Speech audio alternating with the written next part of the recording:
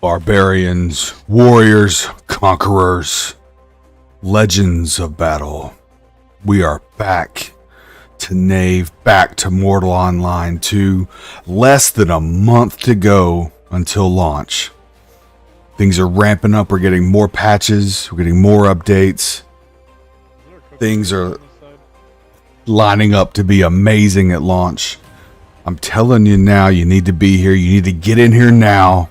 You need to put down the money for early access and get yourself acquainted with everything that goes on with this game, because it is so deep. It's got so much detail. It's amazing.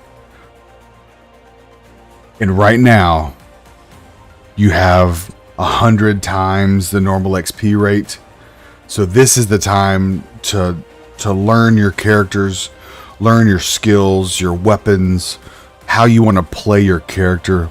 This is the time to do that. Because when this game launches, they're going to scale all that way back. So you're going to not want to waste any time making poor decisions, wrong decisions with your build, because that's going to put you further behind the pack as everybody's racing out to get their battle keeps, to get their homes, to claim the best land. Because there's only one world. We're all in here fighting together, but there's one world. So you want to claim your spot. You want to get there and get yourself set up and be ready to defend it if someone else decides that they want to try and take that from you. So this is the time. Let's put the money down, get in here. You got a month left of the early access. You're going to get another month when the game goes live that's included with the price of early access. So essentially you'll be getting 2 months of game time. There will be a wipe somewhere around early to mid-January prior to the launch on January 25th. So don't get too accustomed and too used to the things you have now. But it is time to learn your abilities and learn your craft and come play this amazing game with us. All right, so we're back in Morn-Kur. We've been farming. Wow, it looks really, really dark for some reason. But we've been mining here. A lot of granum. I'm going to grab some rice real quick because I need some stamina food. So one of the nice things here, this is the expansion. This is the newer side of Morn-Kur. They've added all these new vendors and whatnot. But they've also added, or what they left intact was all these things in the back. So there's actually little water pockets back here. And in these pockets, you can find, make sure I got my gear ready just in case someone tries to get the drop on me. Let's see, do I have a bow out? Yeah, nice. All right.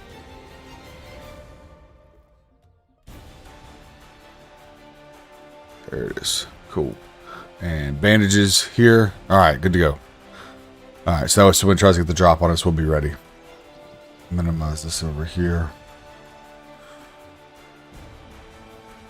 Yes, if you've never seen it before, right back here, there's little tiers of granum that have created little shallow pools of water, and there's rice growing in those pools.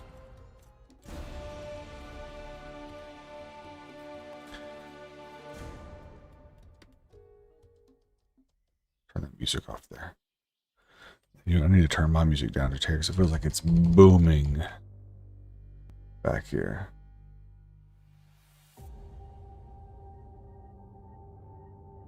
Eh, 14%. Okay. You guys have to let me know if it's too loud. Let me know and I'll turn it down. Check chat real quick. If you guys are having a great evening. I need to refresh this real quick.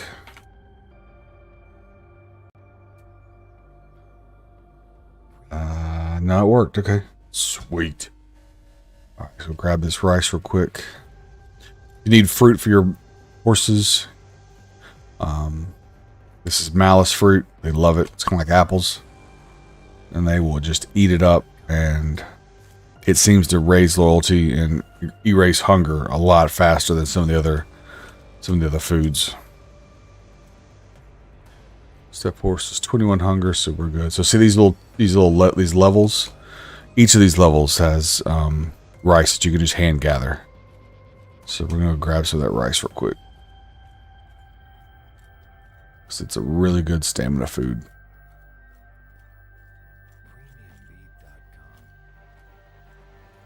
There you go.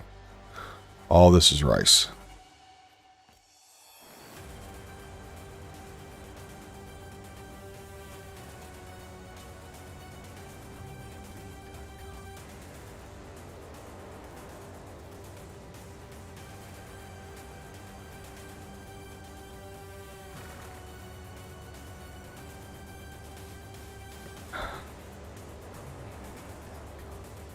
Yeah, 207 rice. Nice. We'll eat some of that real quick.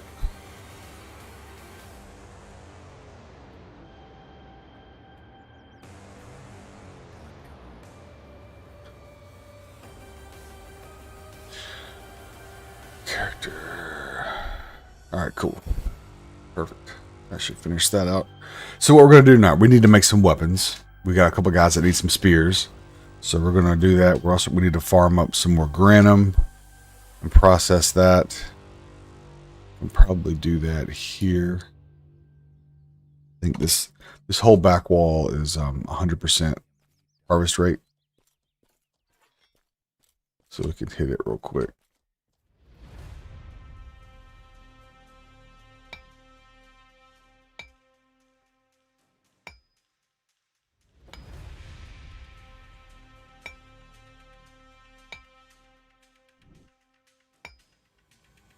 All right. Excellent. So from Granum, if you're not familiar, if you haven't seen some of the spreadsheets, you get a lot of valuable resources. Mainly, especially for players that are starting out, you get flakestone is one of the byproducts from crushing the Granum. Flakestone is an excellent choice for a starter weapon. Of course it's plentiful, which means you can make a lot of weapons.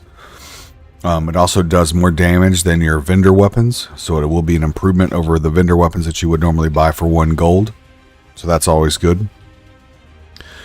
But then also from Granum, you get things that can later be processed 2 or 3 more times down the line that can give you cuprum, grain steel, regular steel. So there's some other things in there too that are really nice. But for Granum, for right now, we're going to make some flakestone spears for one of the new players in the guild. So we're going to process 1 more stack, and I think we'll have enough to get him set up.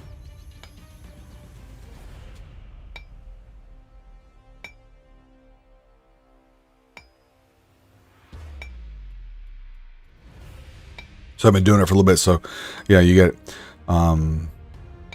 amaranthum, which can be refined into a lot of nice materials. You get blood ore, which can be refined into pig iron, which then can be refined into grain steel, and then later into full regular steel. Get your Granum powder. Here's the flakestone that we talked about. You can make spears and other things with the flakestone, and of course more Granum powder.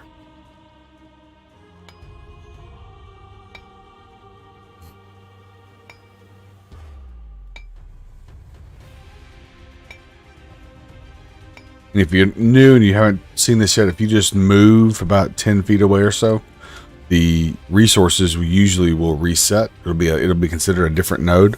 So we should go right back to 112. Yep, there you go. 112 per hit. So at that rate, you can stack up Granum, pretty quick. Relatively speaking.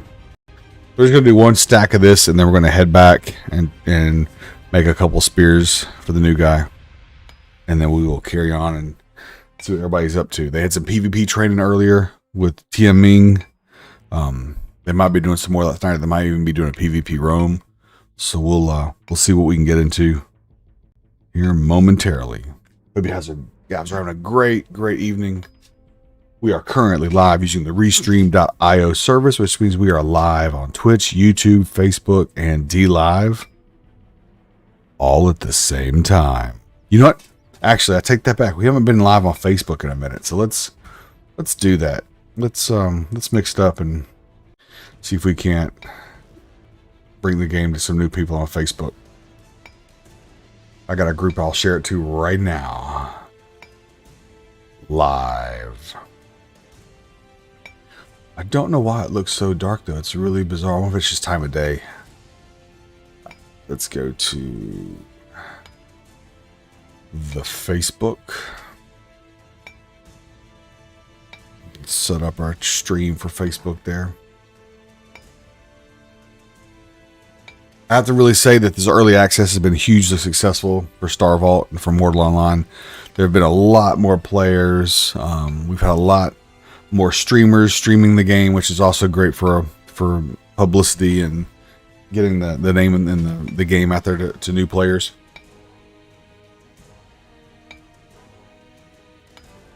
And the numbers in the Steam charts have looked really, really good.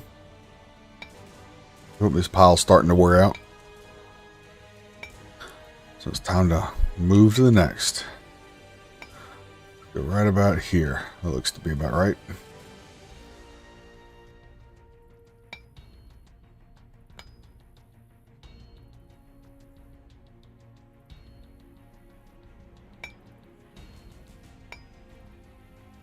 Okay.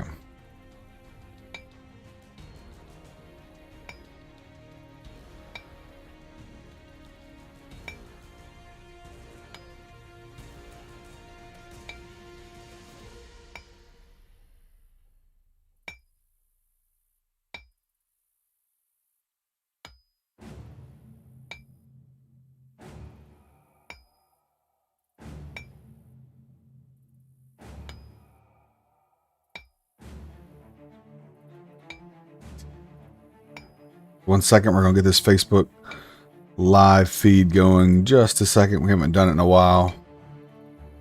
Be good to get out there and see what's happening with people. Facebook.com/live, maybe? It's been so long I forgot what the website is to get there. That's funny.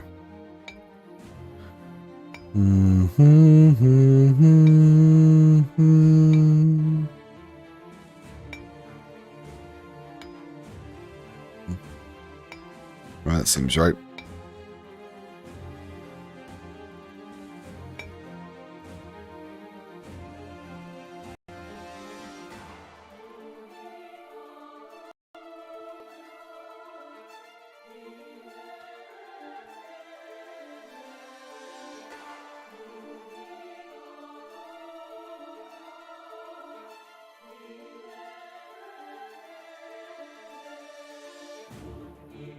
Oh, that's it. It's it.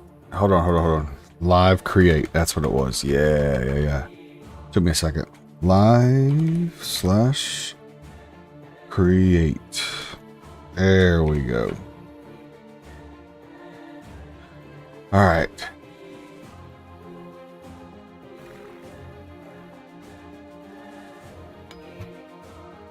Why is this so dark? It seems a lot darker than usual.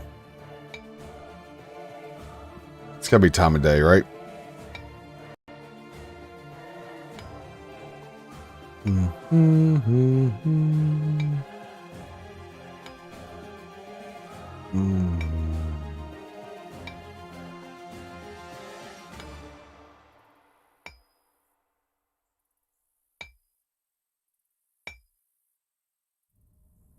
Oh wow, they've changed the whole go live thing. That's interesting. And whoa, welcome. BOR Ong. Bots are here.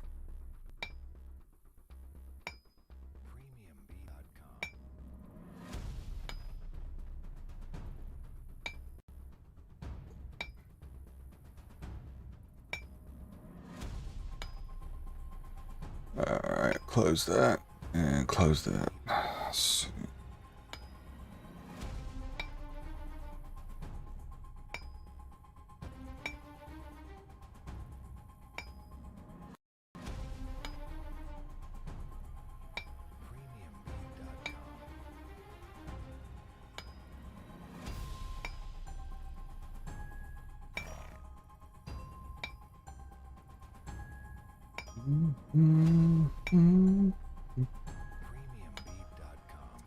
alright, I think that's gonna work. Alright. I think we'll have to do the intro again. Let's see.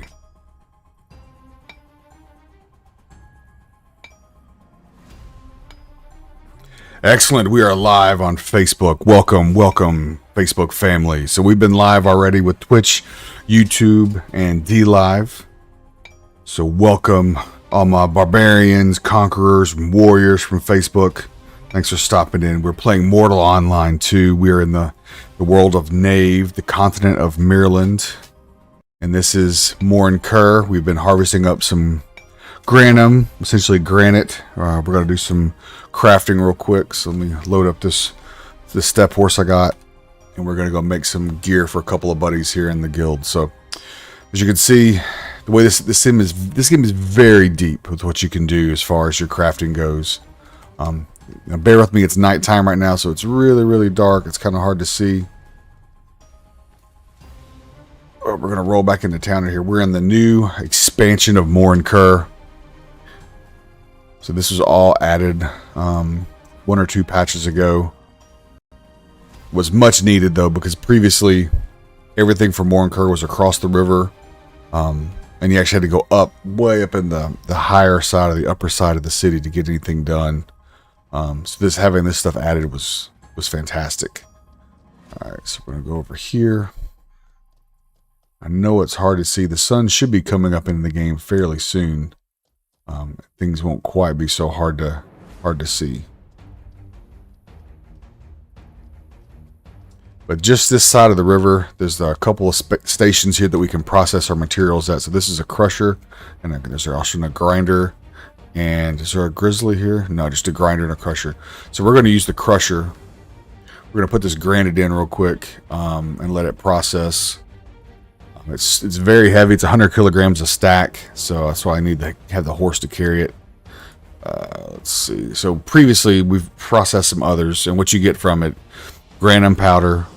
You get flakestone, which is an excellent choice for starter weapons. We've got new players that need weapons. A couple guys told me they need some spears. I'm going to make them some spears and send it to them. So flakestone is an excellent choice for that.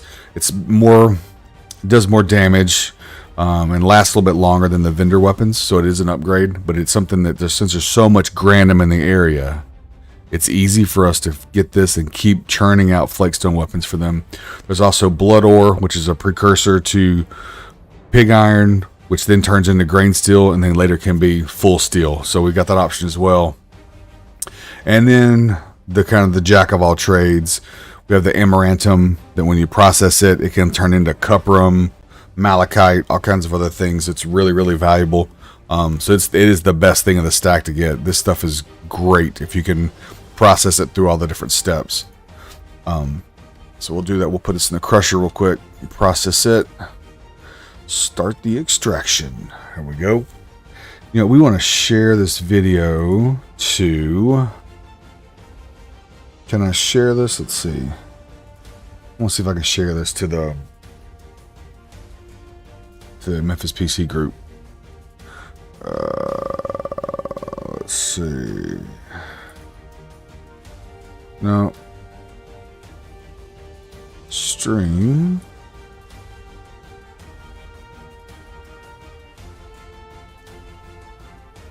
Polls, graphics, clipping. Interesting. Yeah, I was hoping it would let me share, but I don't see that option. So let's see. Right there. Dashboard.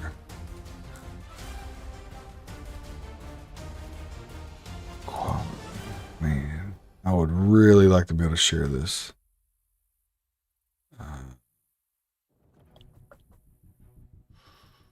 Let's see if it's on my feed. Hold on, maybe it's on my feed. Hard if it's a double broadcast for just a second. I just want to see if it's excellent. Okay, it's working. All right, so perfect. So we'll take the... Yo, what's going on, Nick? Welcome to the stream. Good to see you, my man. Let me share this real quick. Copy link. Let's go to the PC group real quick. Where's Memphis PC Gaming? All right.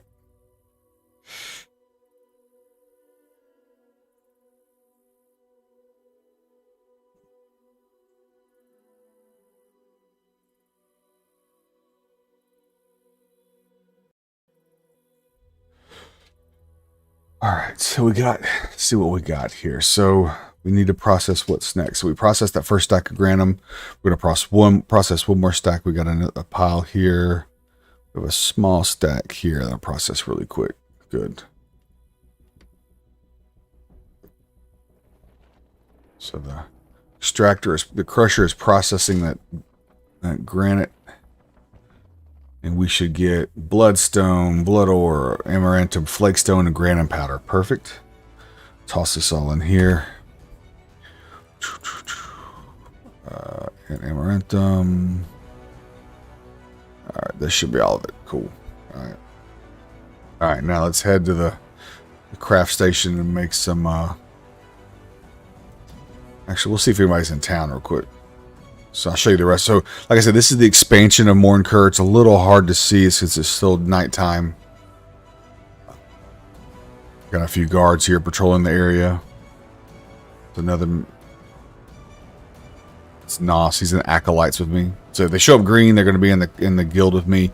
If they're red, it's a clan that we've declared war with. There's two of those right now: Tia Ming and what's the other one? La France. All right. This is the original side of MMORPG. You have the low bank and the upper bank, or the lower city, upper city. The upper city's up here. It is essentially the capital portion. It's much nicer, and a lot of your resources are there. The librarians and the bankers and the nicer weaponsmiths and that kind of stuff. Down here, the lower bank is a little bit easier to get to, so a lot of people just go down here instead.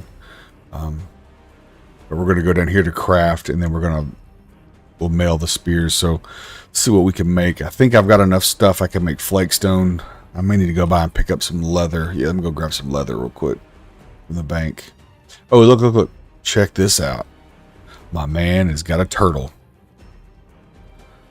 The Stronk boy. So he's got it training. So he's got this giant turtle that's fighting this training dummy to level itself up. That's a long trip. I wish I could show you. So this map is 400 square kilometers. So to bring a turtle all the way up here, you had to slow walk that thing for many kilometers just to get up here. So that's pretty wild. So there's a red. So that guy, Attilas, we've war decked with his group. So we're just going to ride in here, interact with the banker real quick, and pull a little bit of leather out of the bank that we've stored. Let's see. And here we go. All right, so we've got some ground fur. We've got some guard fur. We should go grab some regular leather. Cool.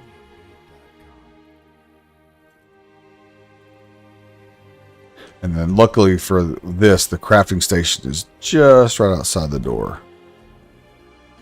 I can now get the horse stuck. There we go. This is right through here is the crafting station. So let's do that real quick.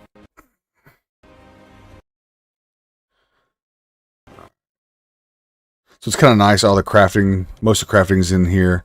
So you've got your armor crafting here. You got a furnace to refine things, or actually your furnace is here. This is a refining oven.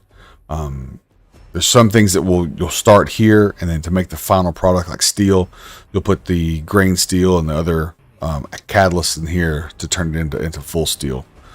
And there's a kiln, crafting, and then pet equipment. So it's going to be like horse armor, like what my horse has got on, or even bags, like we got the horse bags on the back. That stuff all gets crafted here as well. Let's see. See if this may not work. Let's see if this will work. Create a public post. That's not working. Oh well. I don't know why Facebook's not. That's weird. Alright. Man, how you liking the new job, man? Busy is good, right? Busy is good. Like my boss used to say, hard work is its own reward.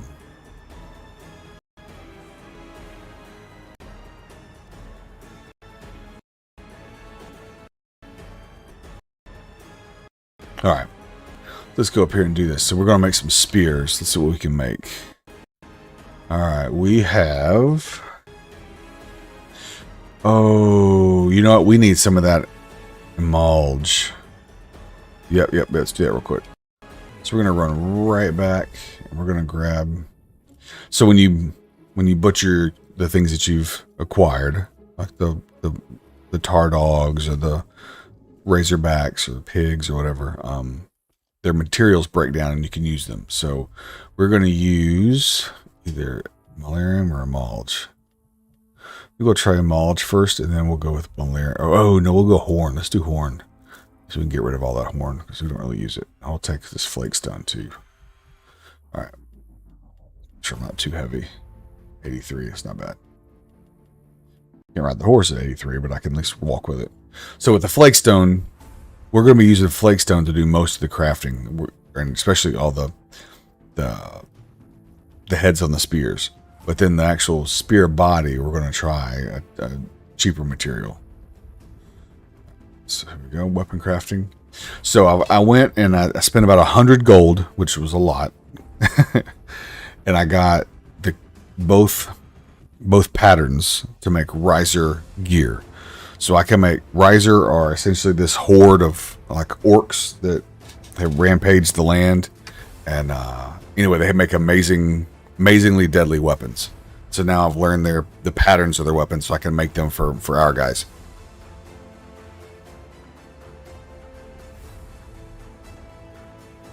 All right, let me pull up this Facebook chat so I can see what you're saying. All right. Perfect. All right. There we go. Yeah, I wish I could share this to this PC group, but it is not going to let me. Let me see.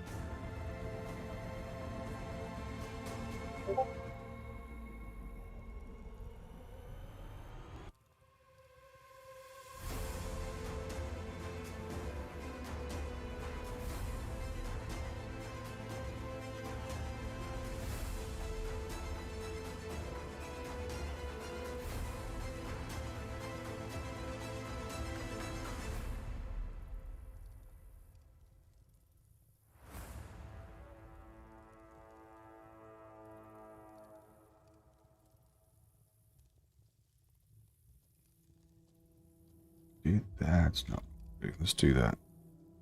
See if that'll work. Doubt it'll work. We'll see.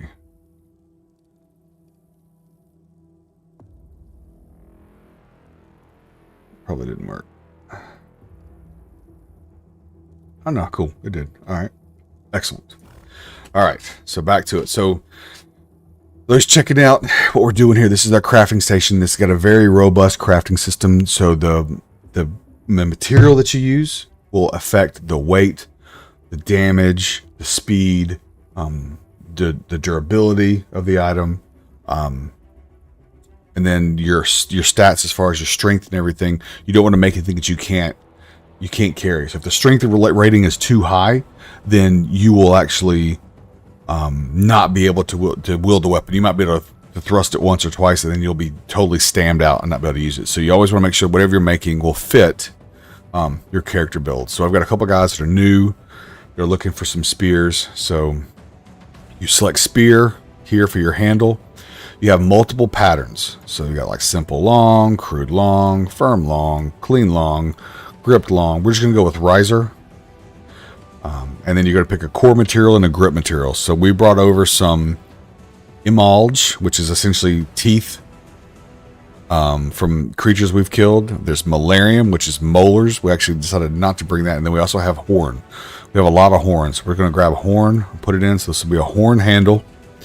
We're going to go with full grain leather for the grip. So now you've got a horn and leather spear. And then for the tip of the spear, we're going to go with riser again, because it's not as, some of these other ones are really neat. Like triple spear looks awesome.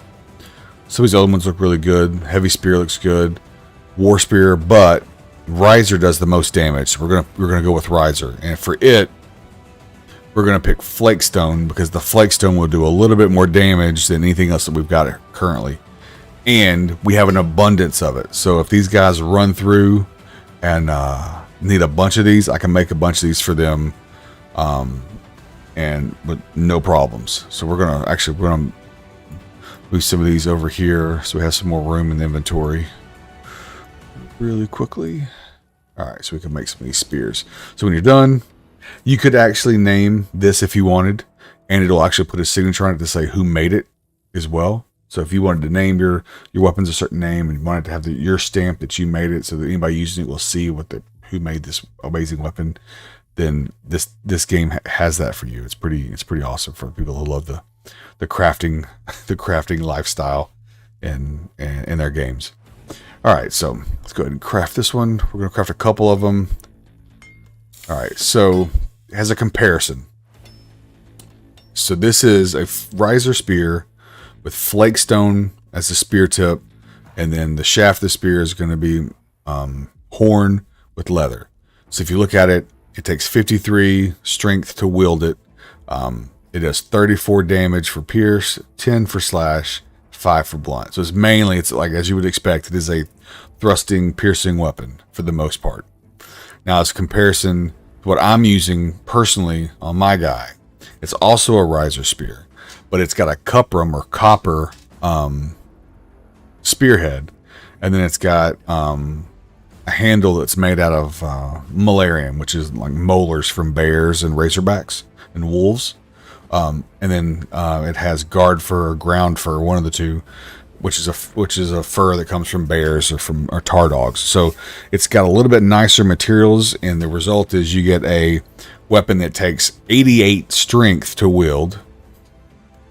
It's got more durability, substantially more durability, 134 versus 89. But then it also has much more damage. So 16 blunt damage compared to 5. 45 pierce damage compared to 34, and then 12 slashing damage compared to 10. So it's a much better weapon. But to make cuprum, you really need Sabura to get malachite, and then you can process the malachite into cuprum. But we don't have the agents, or we don't have the catalysts here to produce it, to process it. So that's why you don't see much cuprum here like you do on the western side of the map. All right, so we'll go ahead and process. We got one. We'll do 3 more.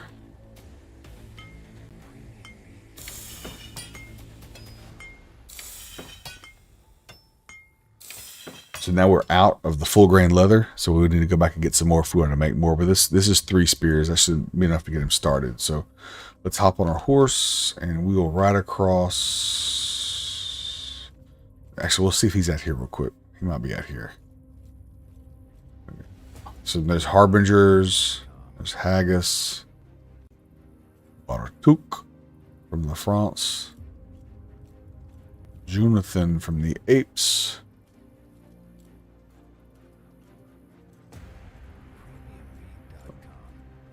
Tillis,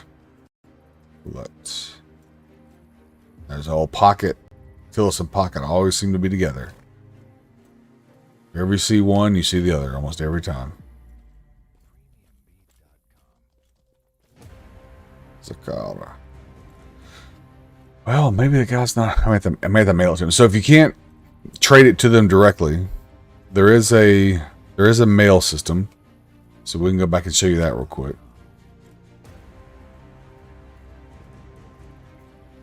I have to double check and see if he gave me his name. I don't think he did. So let me check. Without the name, then we won't be able to mail him anything.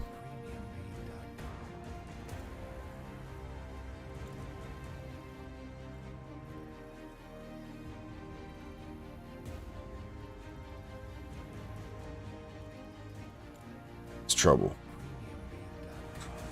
Don't want to pick that up. Get criminal activities, and then guards will start attacking you. You want to avoid that whenever possible. There's even a way, though, which is nice. You can actually turn off criminal actions. So unless you specifically go and turn it back on, it won't actually let you commit criminal activity, which is nice.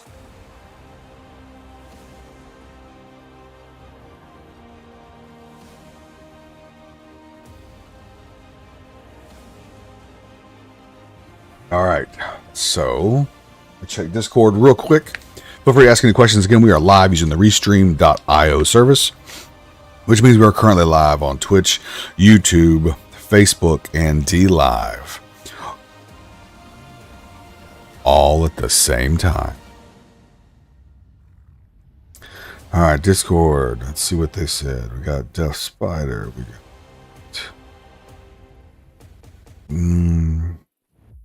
in-game is Banyan.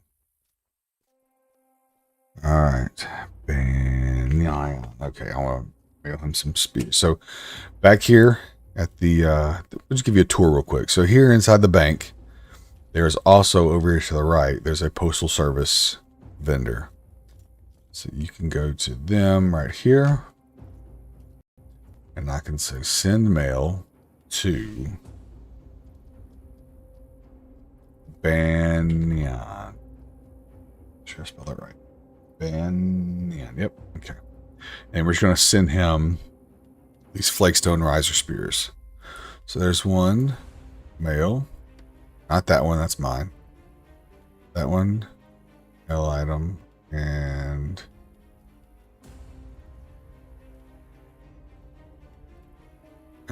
mail. All right, cool. Done. All right.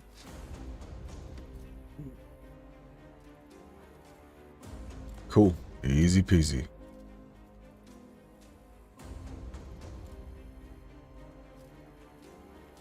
So when you leave the bank, come out to the left, there's a extraction room here that's got there's only 3 of these on the map, so this is really important to have one of these here. It's really used to process some of the higher end metals and whatnot. And then you have a crafting station here that has, you know, personnel armor, got a refining oven, furnace. So you start things here and then you smelt them to completion here. So another kiln, and your pet equipment's where you make your horse armor and your horse bags. Weapon crafting, of course, bow crafting, and then shield crafting. Each one has its own dedicated station, which is nice. Alright, so from here, just through this next little opening in the wall, you've got a guild stone. This is where you can do a lot of your guild interactions here. You also have an auction house. Total player economy. Players craft things or pull things. Get them off of, you know, killing someone else, and they come in here and they sell them real quick. There's a couple of different sources you can get things, but just about everything is here. If the town is vibrant, you'll see a lot of people start posting things on the auction house.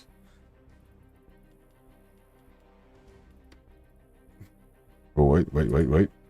Yo! Heroic Sig Kovacs! Hello! Yes, it's been quite a while. Welcome back, everybody. Welcome to the stream. We are back playing Mortal Online 2. Had a little bit of break with the holidays and the kids and whatnot. Missed you guys. I was doing a lot of stuff offline. I made a run through Jungle Camp to get my riser armor books learned. Did a few other things I didn't want to get stream sniped, so that was why I didn't broadcast a lot of it. But I'm up to, I think, 4 or 5 accounts now, because you only have 1 character per account. But I've got an armor crafter, I've got a weapon crafter, I've got a bow crafter, and then I've got 2 other guys that are like my extractors for refining and extracting materials. And they're also the guys that I do a lot of my PvP training with. So it's a lot of fun. But Heroic Sig, man, I can make you armor if you need some armor. I can make you some armor. I've got Curite Splinted. I can make from Curite Towns. I've got that plan. I've also got the Riser Soldier Armor. Wish there was a way you could show. Well, you know, I can show it to you this way. If I go inventory, character, and I click on this little box, it'll bring out the ragdoll. It's not the best image of the character, but I can make you this is Keel Scale, sorry. Keel Scale Riser Armor. So I've got the plans for that. So I can make that out of just about anything. It actually looks really cool made out of Malarium. because then all the stuff that's kind of that chainmail looking stuff is like a bone white. So it's a cool contrast from the dark silver of the metal, whatever it is. Curite, okay. Gotcha. I can do that. Let me see what I got in the vault real quick. I know I've got some guard fur, ground fur. I got some malarium as well, so I should be able to make something out of that. I don't know if it'll be enough or not. We'll need to look and see. I got so much malarium in Meduli. That's what's frustrating, because they have so many tar dogs just outside of the city that I was farming the hell out of them the other day and got a massive amount of it. So there's 500 malarium. And I got 500 guard fur. We could try it. See if it'll work. If not, I'll come back and get that leather.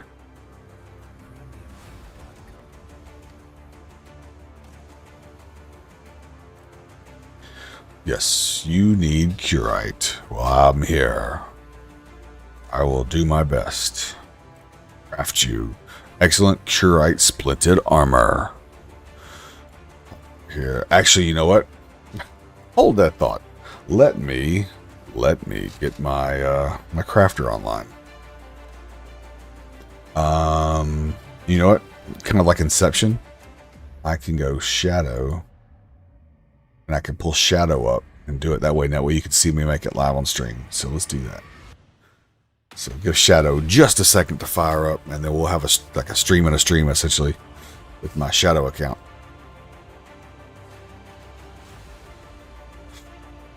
Yeah, what is this build, by the way? So this guy is a human. So obviously, let's see, he's probably a human hybrid. So yeah, 98 intelligence. He's a human hybrid. So I've got bows, I got spears, and I can do a little bit of magic damage, but mainly I have it for heals. All right, let's see if shadow has popped up yet. Nope, still waiting on it. All right, cool. So let's make a few other things. I'll show you what else we can craft. So I love daggers. I use daggers in most of my fights on my other guys. This guy happens to have a spear, but if you want to make swords, I can show you swords too. So if you go to swords, two-handed, there's some, I like the clover cross guard, but there's some nice ones. There's a ring cross guard, horn cross guard.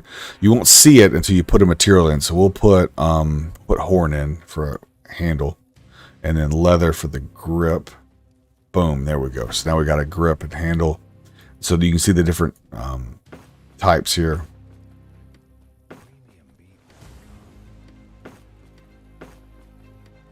Then you get a blade. You got a couple. The Kriz blade is neat. I'm not sure damage wise it's not much better or worse than anything else. But it is cool. So we'll put this flakestone in there for the blade. Nope, no, I don't want to damage. I want to use the flakestone. All right, so you got that kind of that style. You have a great blade. Heavy. So the curite great blade, if you mix it with the curite hilt, then you have a traditional samurai blade. Like that, and it does a little bit less damage, but it is much faster during combat than some of the other two-handed swords. And then the riser blade, put that with the riser hilt.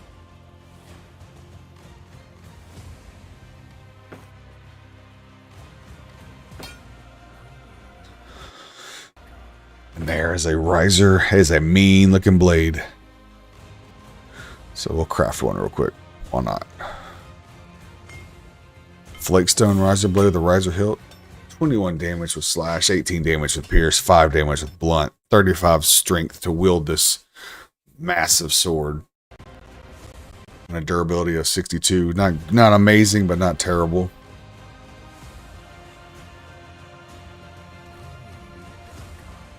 I'll keep that one for sparring when the guys are on. So let's see, does shadow come back up yet? Shadow.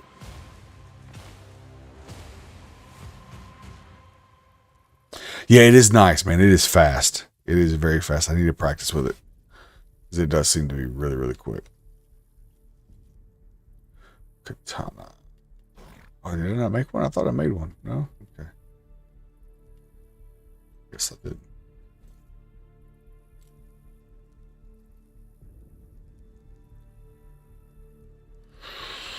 Alright, let's try this again real quick. Alright, so let's see. Let's go with swords again. Two-handed. Curite hilt. We're going to go with the horn for the core material. Handle material. We'll go again. Actually, let's go with... yeah, we'll go with leather for the grip. And then we'll go flagstone for the curite great blade. So it's a full samurai katana. Alright, hold and craft that. 17 damage pierce, 17 damage slash. 3 damage for blunt. Only takes 24 strength to wield, which is nice.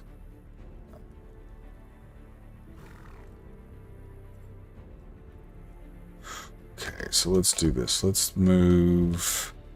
What's on the horse still? We've got a bunch of granum, a bunch of more flakestone. So we'll put some more of that flakestone with it. With that horn over, that should be enough. Yeah, cool. All right, we're going to move this over there, and we're going to this in the vault in case someone needs it for later. If not, we'll use the swords for sparring. 100%.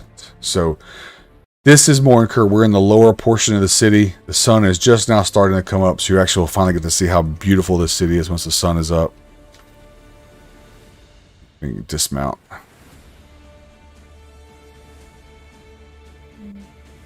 Postal service and banker right next to each other. It's pretty efficient. Put all that in. And then, what do you have? Flakestone, granum, blood ore.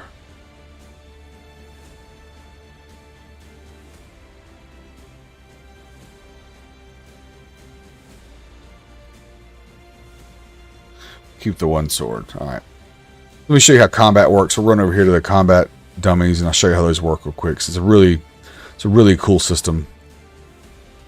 The moon's just now starting to go down, so the sun will be up shortly. And we're just waiting for the other account to log on. Once it logs on, we'll be able to make you the other gear.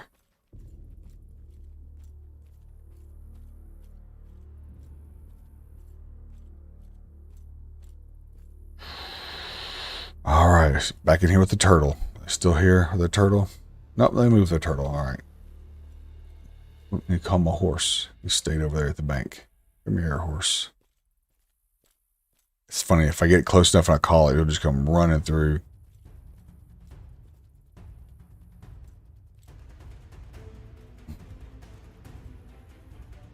Come on, horse.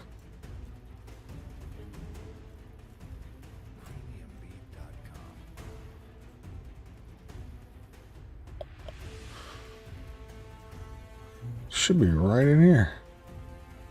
There it is. Okay, cool. Perfect. Alright, let's head over here back. So you could harvest the granum right there in town, but most of those have only 22 units in them versus a full 112 units that's in the nodes that you would farm outside the city walls.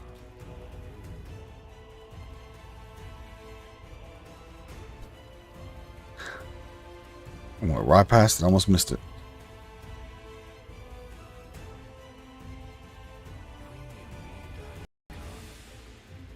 Alright, so here's the training dummies. So this is a good way to practice, like especially with daggers. We'll park the horse here. Okay. Alright, so let's see, we've got spear. So I'll try it with spear, but it's kind of hard to see. So you have a overhead attack, you have a thrust attack, and a left and right attack. So right now I've got everything set to thrust since I mainly use a spear. So let me go to settings and turn that off real quick. No, gameplay and thrust default attack. Alright, here we go. Now, so I have an overhead attack. We'll have a thrust attack. A left attack. And then a right attack. With one of these weapons, with the spear, you definitely wanted to focus on the thrust or the pierce attack. Alright, now, it looks a little bit different for blocking. So for blocking, you can block central or lower. You can block upper, like that. And then you can block left and you can block right.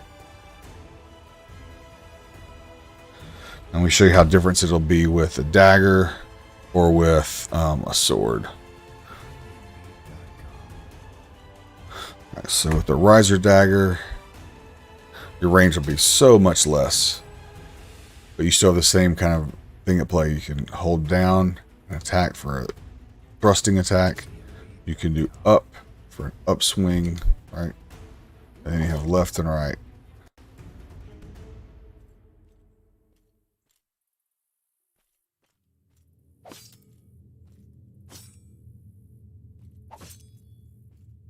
Got a couple of handle hits. I'm getting too close.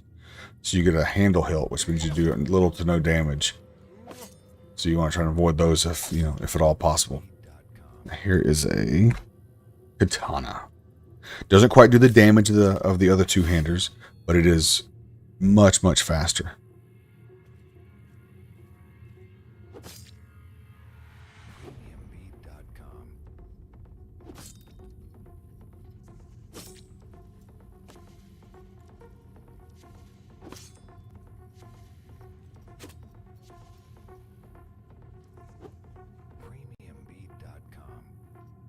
He's going to show you real quick. Hold on.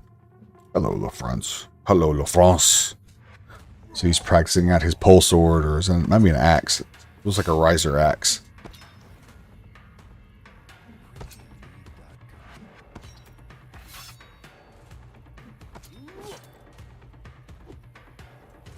So let's get our dagger back out, because that's what I like more than sword. But yeah, so actually I'll show you that. So the blocking is pretty neat with the sword. So with the sword, you do get the angle blocks. So we talked about, so up, down, right, and left.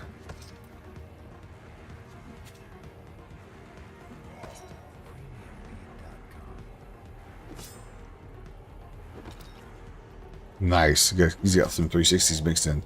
So there is a control key, or your feint, that allows you to, like, you could hold an attack like this and hit spacebar on my, for me it's spacebar, normally it's alt. Alt will cancel the attack, and then you can try again from, you see, like this, cancel attack, and then you can come back the other way and swing.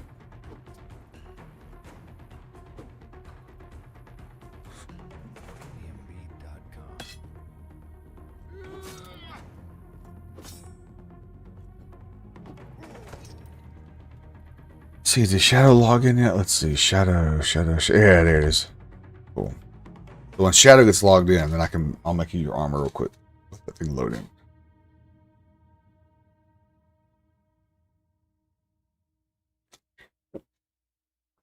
Thanks again to all the warriors, conquerors, and barbarians who have joined the stream.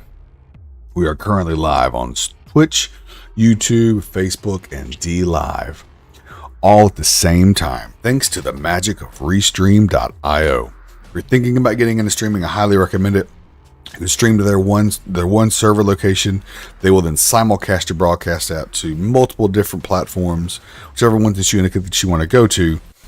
And then you just wait to see where the community finds you. And then you embrace that community, you build that community before you branch back out to the other places. It's an amazing program. I highly, highly recommend it.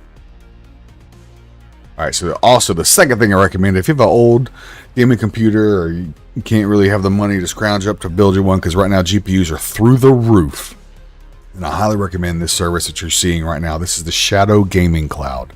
So right now I have a server in Dallas, Texas.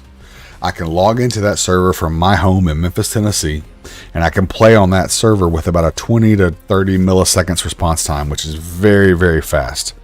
And I can load any game I want on it. So I was actually able to play this game before it was on Steam, because I could load into it from this Windows environment. I could load any game I want. So we're going to log on to my main account over here.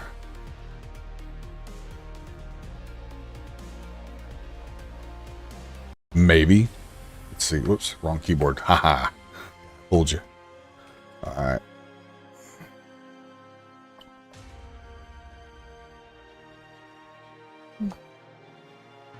All right, here we go. So yeah, so this service is great. It plays really fast. I can run, DX12. So I can run it from my phone, I can run it from my iPad, I can run it from an older PC, or as you're seeing now, I can run it from this gaming PC and have a second window up from my other account and then not have to worry about it, dividing the processing power of the CPU and GPUs, because it's actually just streaming a video like Hulu or Netflix or something like that to the computer, and then we're interacting with it at an incredibly fast rate. Alright, so now we should be in Steam. Go over here to library and then fire up some Mortal Online. Yeah, I can't wait to see what they do next. They've had a really good string, Star Vault, that is, the people that make this game. They had a really impressive past few patches. They had put a patch in for player housing where we had strongholds and keeps and everything. And then the last patch they put in had the fishing update, which was amazing. I mean, it was the most in-depth fishing I've ever seen for any game. I mean, you can pick which rod you want to use, or you can craft your own. You can purchase whatever size hook that you think you need. You can purchase the line type that you think you need, and then also you can pick or purchase whatever kind of bait that you need, or you can hold on to things and try them. Like I had really good luck using currency, using the silver coins as bait, but and then you cast, and then there's a reeling mechanic, and there's also a pull mechanic. So if you need to try and pull the fish some and get some slack on the line to crank up, or to try to tire them out a little bit in their fight, you can do that. You just have to listen and see if you hear the rod creaking a little bit, or hear the gear straining in the reel to stop, so that you don't break the line or break the rod. It's really neat, and I'm excited to see what they're going to do with the other systems. If they put that much detail and thought into a fishing system, I can't wait to see what they're going to do with the other things of the game. Alright, so this is my main account. This is Van Devious. As you can see, I got my riser armor on this guy as well. He is also located in Mornkur. We'll see if he can create some Curite Splinted from what he's got, or if he needs to borrow some gear.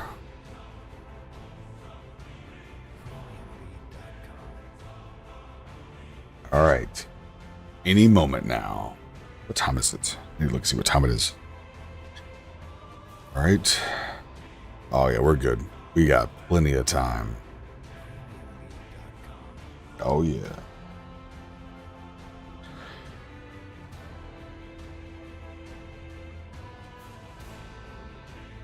You may have to get this SIG, man. You can run multiple accounts. I've got 5 accounts. So I mean, I got this thing running, I got that one running, I got my laptop over here with one logged in, and I've got a second screen for my stream PC I could hook up over here, so I could get 4 online at the same time.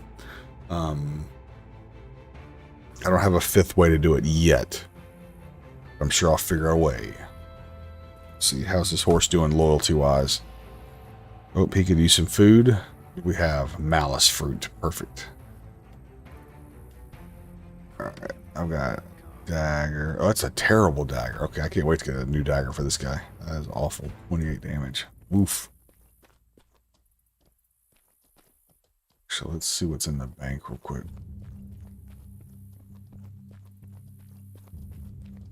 One-man army. Thank you. I like to be self-sufficient. Alright. Ooh, we got more guard fur, we got more ground fur, we got more flagstone, we got more malarium, we got more horn, more emulge, and we got some riser, some plate, we got some compact horn, a bunch of goodies to build with. And let's get 2,000 of this full grain leather. Bring some of that with us too. There's also bone tissue, but I think we'll go full grain leather and see what that gets us. Ooh, nice. I got 3 of these on this guy. Perfect. I need that so I can get mercenary plate armor. So I can take that up there and cash that in. Get mercenary plates. That might be what I do here soon. So I can have that plus the riser plate pattern. Alright, so we're gonna ride across town. So we're in a way too much to ride. By a lot, actually. Let's see what... Oh, good. The horse doesn't have anything, so we'll put it on him. Get my weight down a little bit so I can actually ride. Yeah, you can't ride if you're overweight. So you got too much stuff in your inventory or exceeds your weight limit, the horse will buck you off. Alright. Now we can return to Mornkur Lower Bank and go craft some gear. So are you currently in MK Sieg? Heroic Sieg? Heroic Sieg.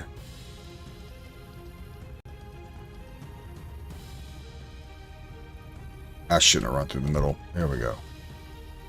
Should have known better. There we go. Got in a hurry.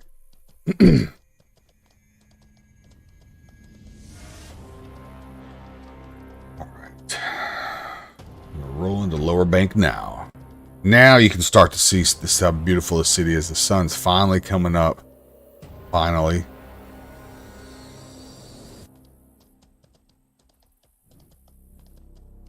We're on approach to Lower Mornkur. You go up those stairs straight ahead of us here. That'll take you to the upper portion of the city where the library is and the nicer weapon and armor vendors. But we have just about everything we need down here on the lower side.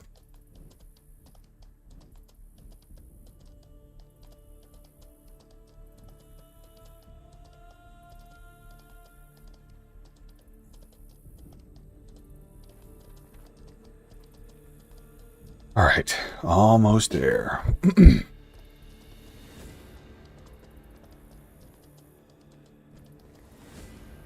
Okay. So you need a full set of Curite Splinted, right?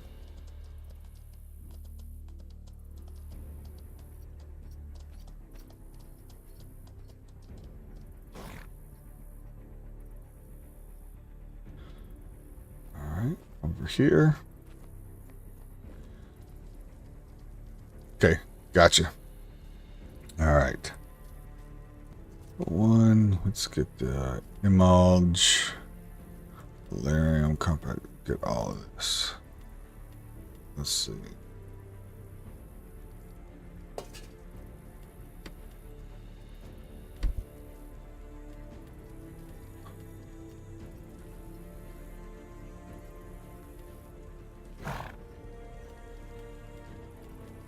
Ooh, that doesn't sound good.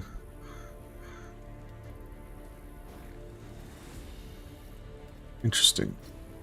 It won't let me pick anything but leather in there. That's odd. Huh. I guess I'm gonna need more leather.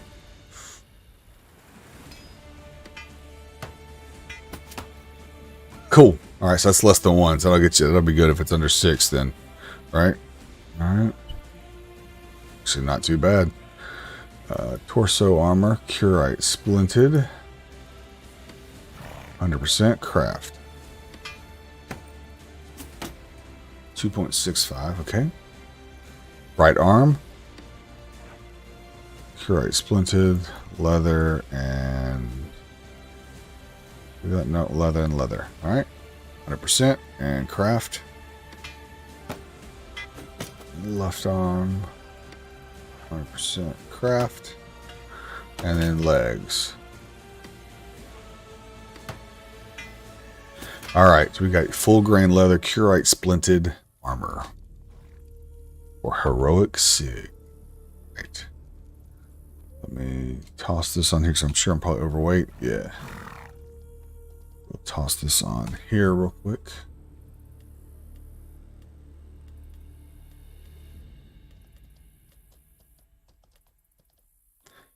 Actually, I need to meet my other guy real quick.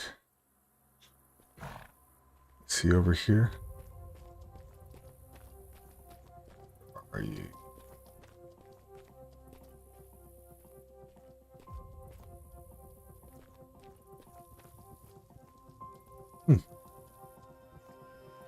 Interesting.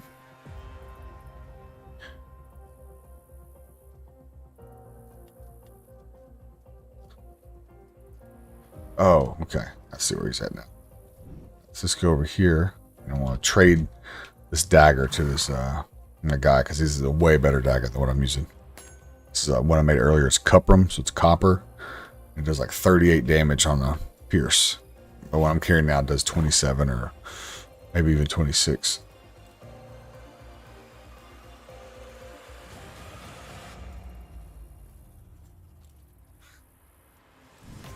Here we go. Acolytes. Trade.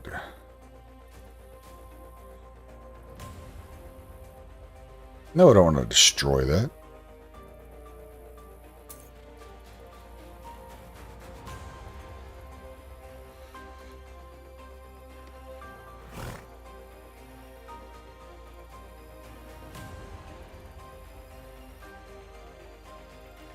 Cool.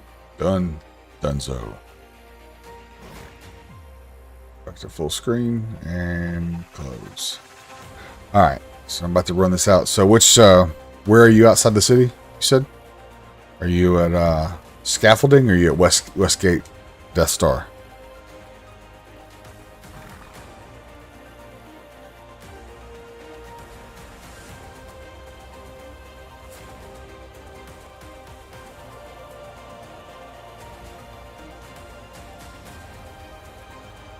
Get out here real quick so I can see. Here we go. Come here, horse. We're gonna mount up. I'm like 10. Okay, that's cool. I'll leave my my crafter here.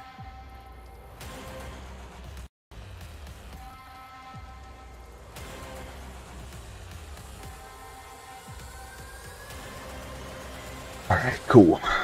Cool.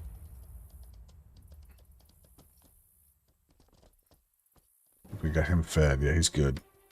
Yeah, I made a mistake once. So I went to actually not that long ago. I went to Tendrum with my horse, loaded down with Black Blend and Malachite to process into Cuprum and Black. So we needed it for the guild castle. And I got all the way into Tendrum, and then I jumped off the horse to look around to see where the Taurus was to process the stuff. And I lost the horse due to loyalty. So then all that heavy stuff just dropped on the ground. And I tried using drop loot, so I could drop everything and pick it up in small batches and go and run it to the nearest bank. But the nearest bank was so far away that the second or third time I did it, I couldn't get back in time to grab the last heavy things. So it was a lesson learned, and always making sure you you manage that pet loyalty stat, that it's always way up there.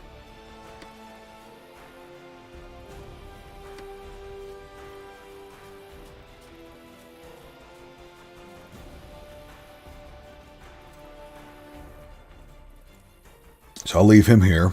Let me minimize this one. And I'll go back here and we can do some more training with this guy.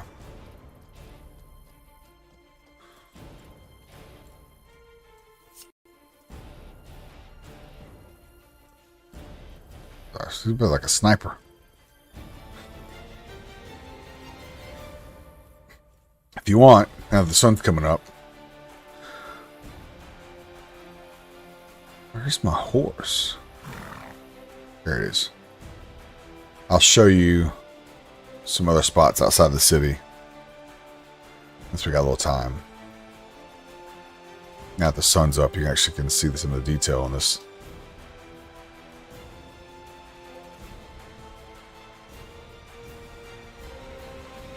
So this is the south. This is actually, yeah, this is the south exit from the city. Whoops. It's called, people refer to it as the scaffolding.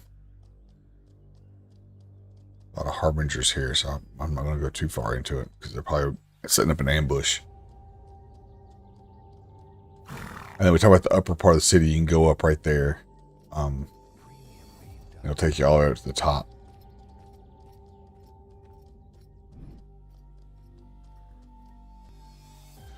There's some pigs right there if you need to butcher any pigs to make some quick coin. There's a small little herd of pigs right there.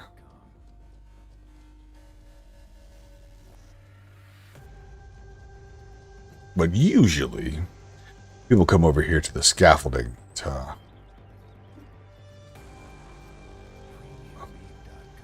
fight. But I don't see anybody here, so they must be further down.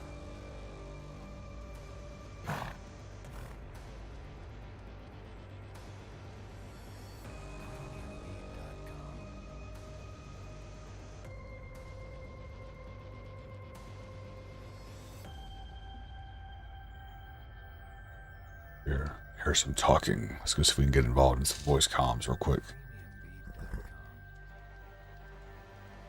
A lot of harbingers in town. Yeah, Nightfall loves camping that staircase. Man, they love that bottleneck. They love it. Good old Nightfall. On back approach to Moore and Kerr. Let's see who's going on. Who's in the city here?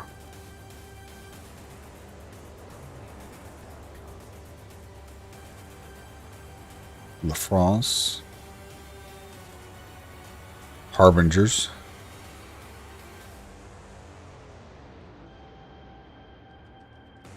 If you go out this other gate, Acolytes call it the West Gate. My old crew, we called it the Death Star, because you come running out of here and you have to make a trench run to get out. Kind of like the trench run on Death Star.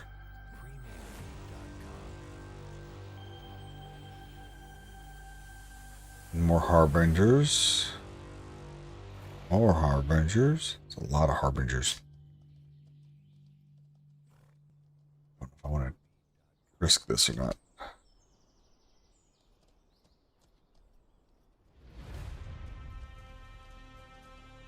We'll see.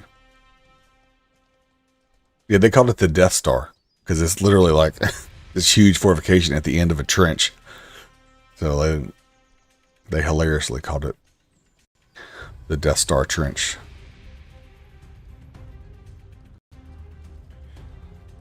What sucks is I've got 2 games running on this PC, so I hear what's going on in both places at the same time. So I keep thinking there's horses around me, but it's just the people's horses near the crafting station. I can hear that through the shadow stream. Just how beautiful this is. I mean, the sun's not even up all the way, and I have the graphics turned way down, I think. Yeah, I have everything on low. Hold on. If I die doing this. Let's get this full effect here. Let's go. Use recommended. My game's gonna be like, no, don't do this. I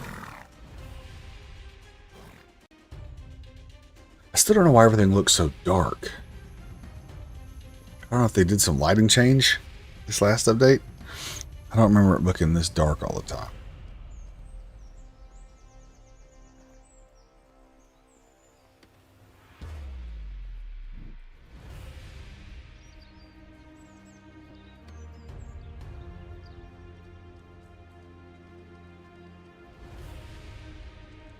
Got a few arrows. We can go kill a couple of risers, I think. Let's see. We'll see if anybody's at the riser camp.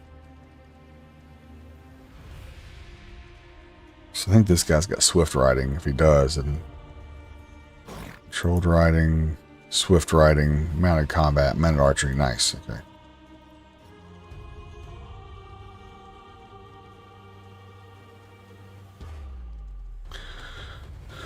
All right. So far, so good.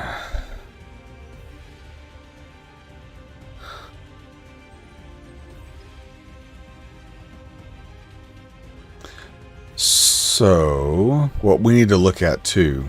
So down there, that's how you can get through here if you don't want to come through the scaffolding.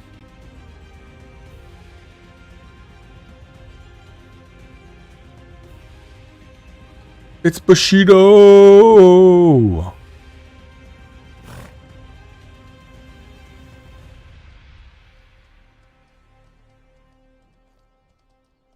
Might need to hop in voice comms. Stream sniping 5, right? Stream sniping 5, 4. Whoa, is that you, Sig? Sig, are you Bushido? In 5, 4, 3, 2.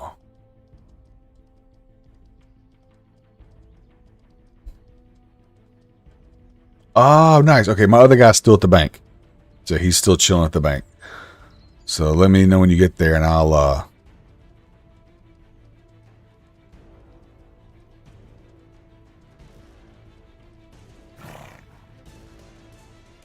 all right. Cool. Nice. Well, I got you hooked up, man. When you get there, I'll drop you off that stuff. If you need more, I got plenty of leather. I can make you a couple more sets if you'd like. Just let me know now and I'll grab them to you.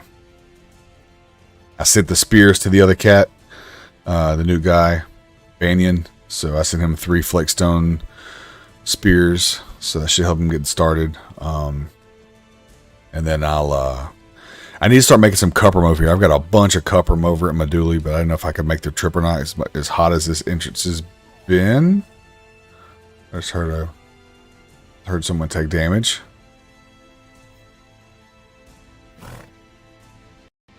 Alright, so I'm gonna get over here to where I can dip and go down. So a couple things. So if you go down the Red Priest side, you can come out and go to Toxai, never having to come through Morinkur, just all going that far side down there, right? That's absolutely a thing. Wusha Huba Huba Suba. Who's that dude? Okay, I need to slow down. Get off this road. This is where I'm going. It's right down here before the next dude comes through. Imagine you're pretty close. Are you at the armor guy now? Or I'm in a spot where I can stop. I can duck over here and hide and come back.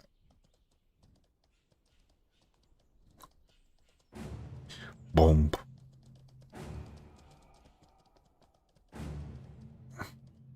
Okay.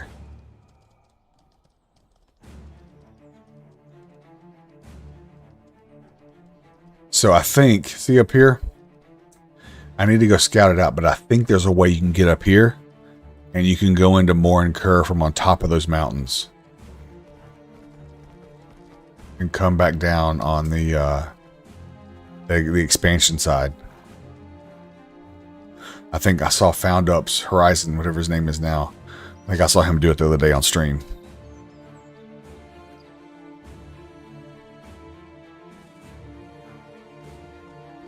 All right.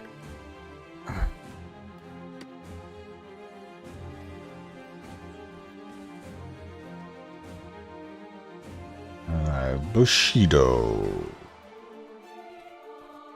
There he is.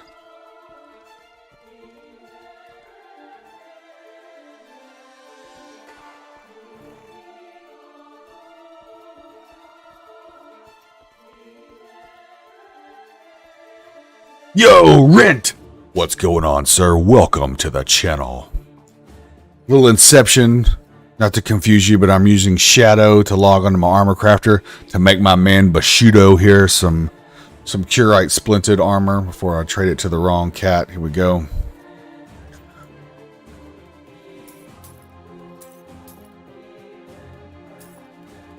Alright, trade complete. He now will look like a samurai with his Bushido Curite splinted armor. Nice. I need to see what else will make that stuff better for you, man. I'll look at the guard for in the ground for. Oh, and he's got his katana out. Let me go ahead and back up here a little bit before he, man, puts the hurt on me. All right, I'll get out of here. That's right, man. Game while I game. So my crafter back over here, and we'll tab out to the other screen. And Shadow Service is amazing, man. So I've got that. I got my laptop over here. I got my dude over here running things. I've got five accounts going in this game. 3 right now, but I got 5 total. I just love it. Look how beautiful this is, man. It's incredible. The view distance is amazing. It's crazy that it's all one continuous map that never stops. You know, like there's no load times, no loading zones. You just ride and ride and ride. Yeah, man, if you need some more, let me know. I can mail it to you. I'm going to do some testing later. Because I was farming the hell out of some tar dogs in Maduli and getting a bunch of guard for ground for malarium. So I can try with some of that stuff too and see how much of a difference it makes. Don't kill your horse on stream again, like you always seem to do, Evans. There we go. All right. Yeah, horses don't like to fall. If you fall off a ledge, they explode. And you just end up with a gear bag. A leather gear bag. All right. So I do believe found a way to get up here, and then he was able to ride into Morinkur this way. So if we ever have an issue with someone's trying to block us in, I think there's a way to go up that way and around and surprise them. But I'll need to test that theory. But I'm going to see if we can hunt some risers real quick. Hopefully I don't die, because this walk sucks. If you die fighting these risers, it's a 30-minute on the dot, a 30-minute walk back to try and reclaim your body, if it's even worth it. You know, that's why I tell people the most gear here is easily replace is disposable. You just craft up some new and carry on. All right, we're on approach here. We're going to sneak right up this little ledge and then cut back to the left and then go back to the east. There's a riser camp, which are essentially these giant orc warriors. Here's somebody's dueling, sounds like in town. Heard the fight. I can show you a battle keep too while we're out here. Oh, actually I should show... Could show you our battle keep, which I've never even been to it myself. That's a castle or a battle keep right there. There's 16 of them on the map, claimed by guilds, and they have to build up each individual wall with stone and metal. So we'll go fight a riser, and then I may take you over to the other spot. Let me get through this little spot of lakes real quick, a little pond real quick.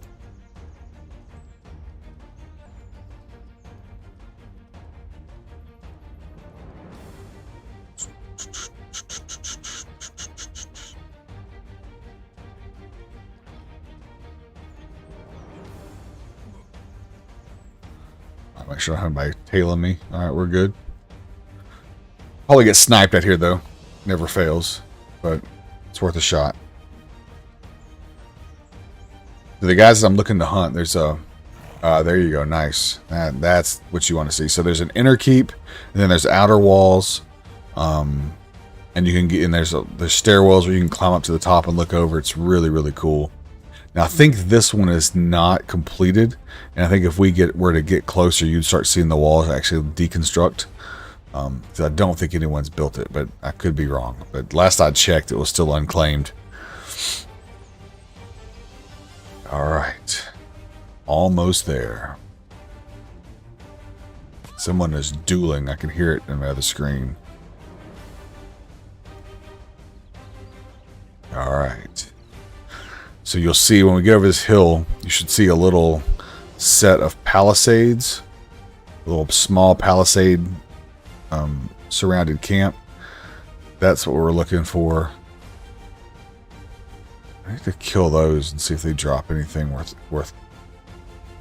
So I need a malarium source and a ground and guard for a source. I may need to see if I can find some tar dogs somewhere or bears.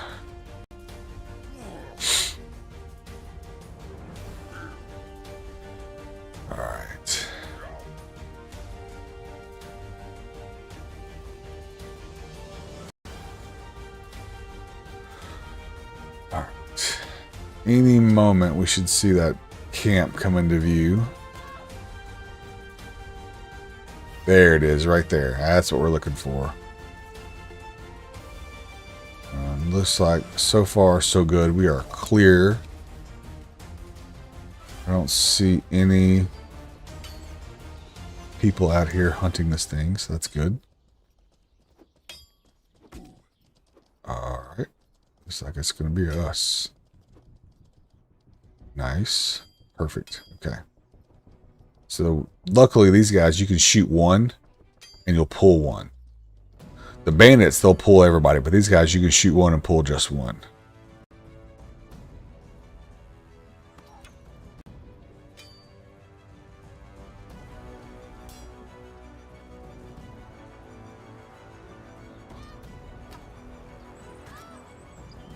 Maybe. If I can hit them. Get your glasses, man. You can't seem to hit your targets. Actually, I'm gonna mute the other stream real quick. Because they're dueling. Which is fine. But I can't.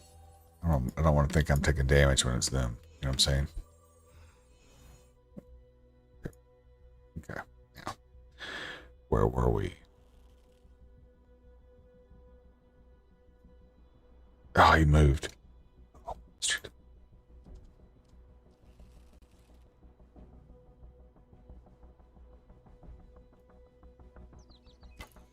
26.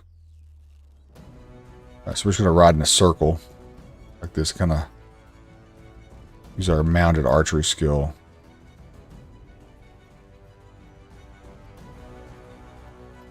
If they hit me, it's going to hurt a lot. So that's what we're going to try to avoid. And also try not to impale ourselves on the palisade, which I have done. Not proud of it, but I have done that.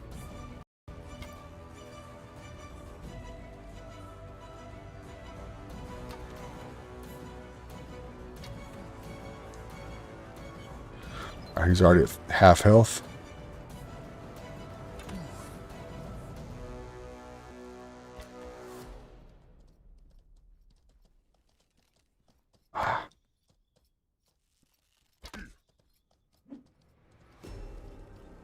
Pin cushion this cat.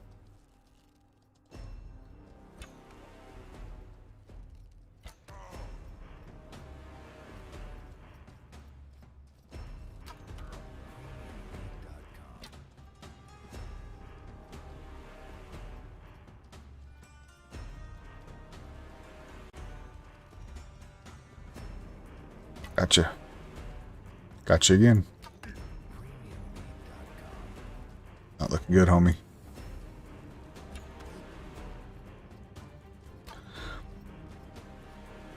I want to try my dagger on him. I mean, not my dagger, my spear. I'm going to make sure I get him a lot lower, because I have a hard time parrying these guys. I'll probably regret this.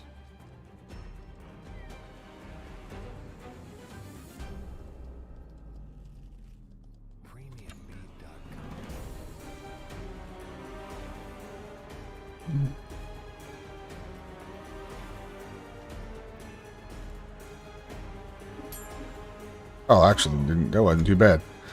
So hold on, let me. I'm gonna let him wake up, and then we'll do some fight training. All right, here we go.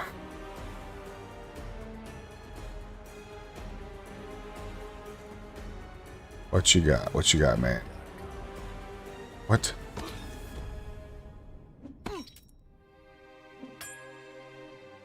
See, they hurt. Man, they hurt. Alright. Pig iron, raise your head. Nice.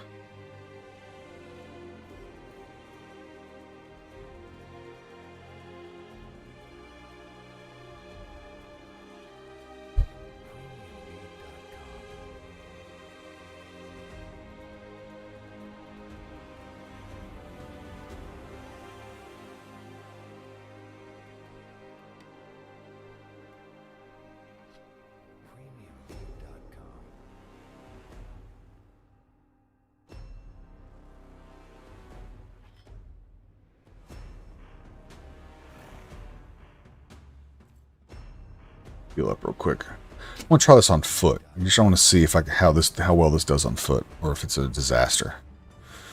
This could very well be a disaster, but I think it'd be faster if I could fight him on foot than riding around in circles on horseback. But it makes me also wish I had a longbow, because then I could really do some damage on him.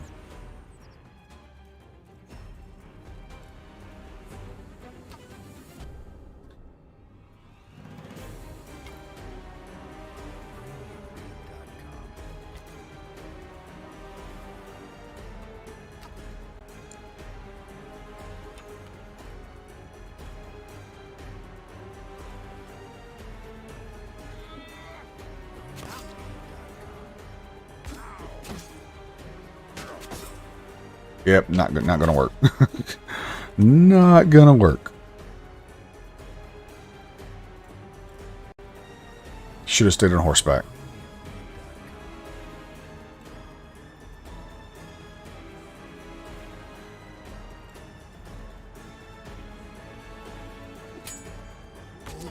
Hmm.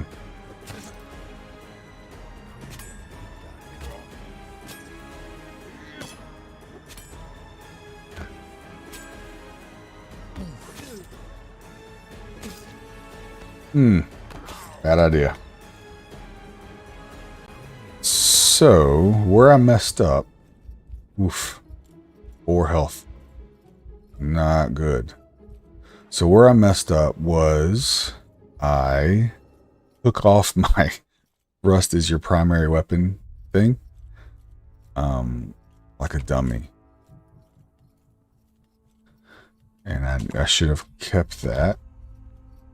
Run your ass off, run. I'm about to die. I'm so dead. Damn it.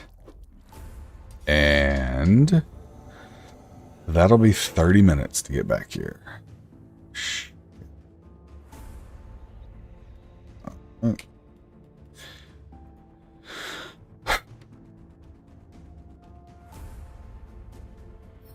Gotta land my blocks. Don't land your blocks and parries. That's what happens. Brutal.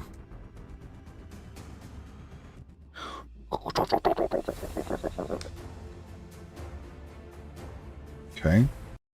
Also not what I wanted. Did not want to be here. I wanted to be at Red Priest because that's closer to the water. So we're gonna go to the Red Priest. Shh. This is the Red Priest.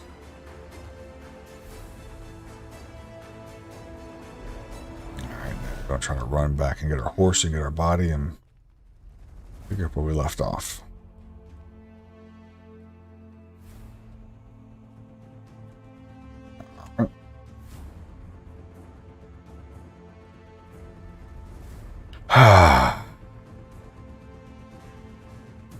I knew better. I called it.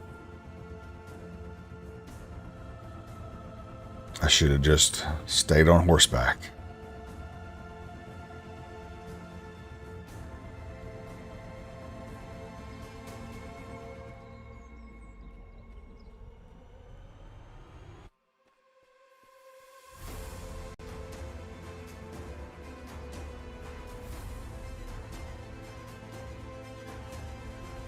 Oh, man. So blocking is key. If you block and parry, or parry, actually parry is key. Parry and counterattack. Parry and counterattack. Then you can do some significant damage because you can hit them without having to charge your weapon every time. That's going to be the difference all these fights.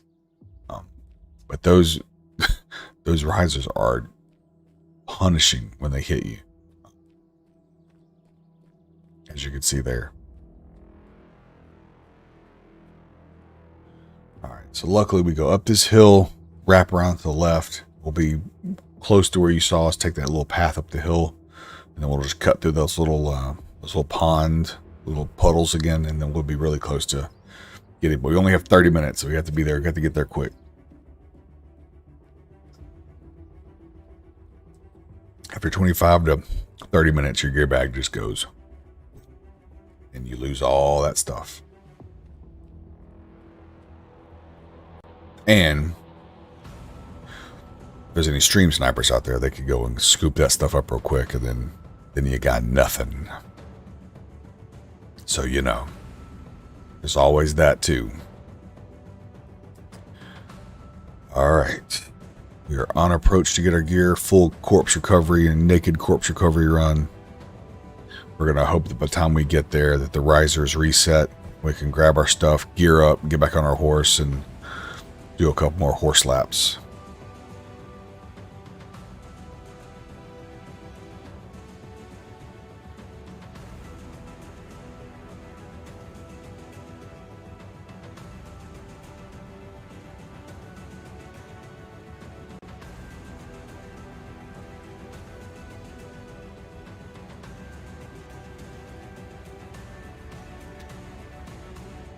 The reason I'm have my hands out is when you're in quote unquote combat stance or combat mode,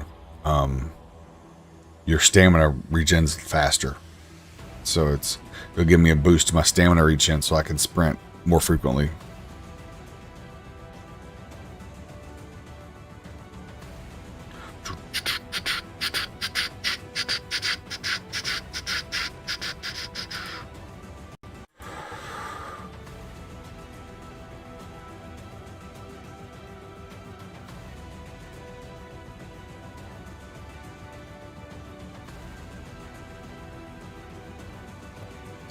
But it is beautiful. I mean, it's such a beautiful game. Like all that rock detail and lighting effects. It is just beautiful.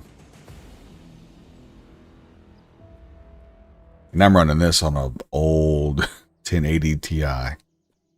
Get anything more frequently manufactured than that, then it's going to look even much, much better.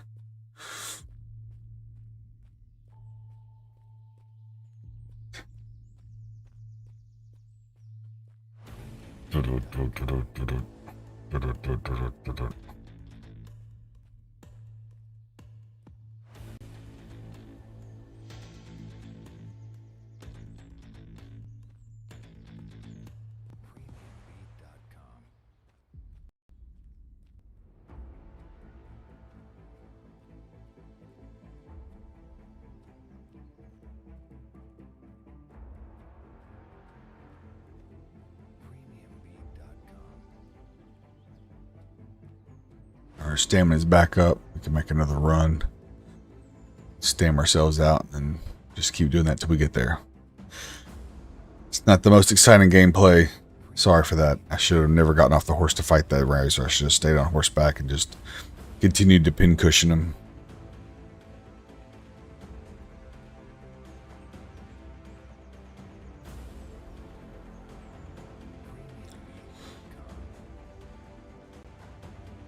Oh, good. My horse is growing stronger. Nice.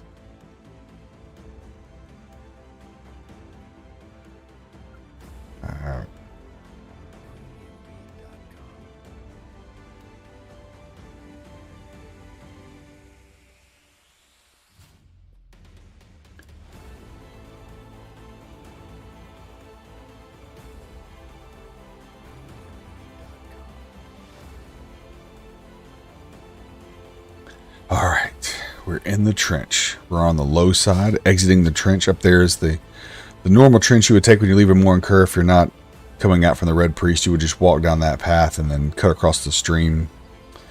But we opted for the Red Priest because he's a little bit closer, and it puts you already in the trench, so it saves you a good bit of time on your way on a corpse recovery. Typical day in Mortal, absolutely. I got off the horse and thought, you know what? I think I can block a lot better now. I've been training with people. I should be able to block better. And I did. I blocked a bunch, and then I took 2 or 3 hits in a row, and then I was dead. So, it is what it is.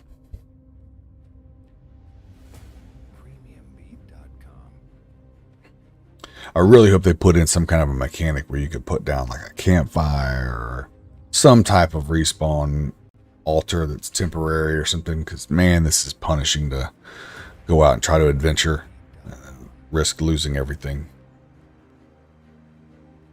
But I have thought I've thought about putting a house out here, and especially when they do the TC update, because then I could keep one of my guys out here that's a mage and just have him come out and do resurrections whenever we need it, you know, and duck him back in the house when I'm done.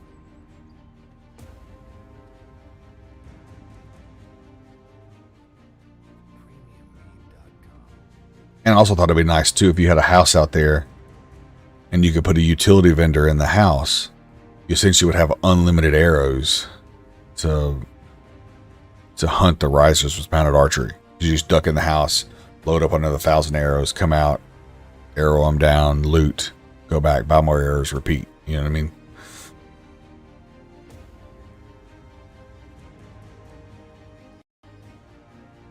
Yes, that's true. Actually, if I get this horse, I'm going straight to the keep because I haven't seen it since they've done the walls and stuff. I want to see all that, and I think it'd be cool to show on stream. So as soon as I get over here, I'm going to get my horse, I may kill one riser for this just to get some revenge for having to do this, and then I'm gonna run over and check out the keep.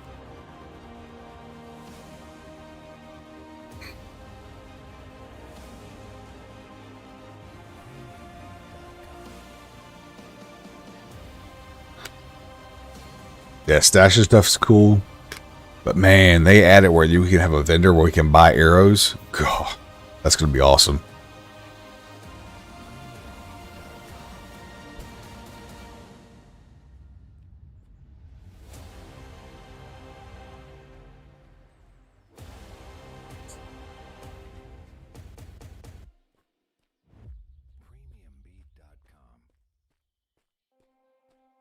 All right.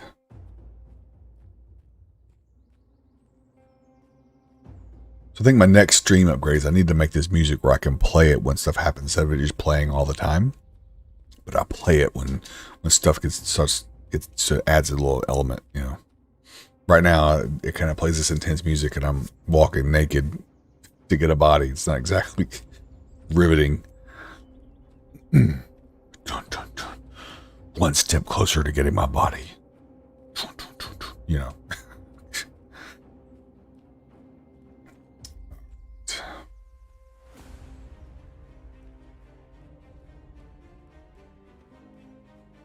I'm curious to see what they do before launch with the creature spawns and that kind of stuff. If they put a whole lot more in the game, because you know, in places like Meduli, a lot of the spawns are just completely camped over. You know.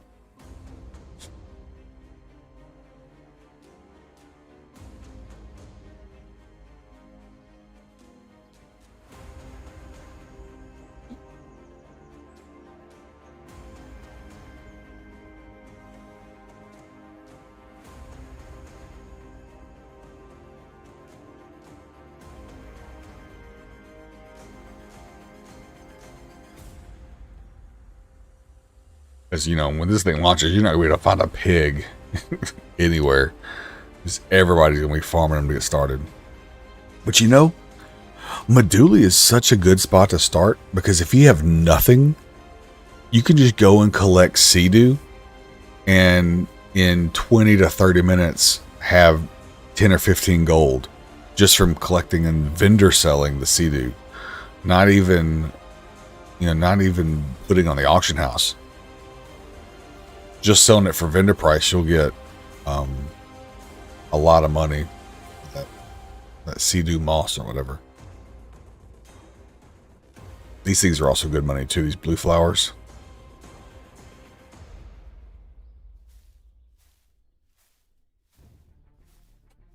Yeah, if you haven't seen these, definitely pick these up as you walk over them.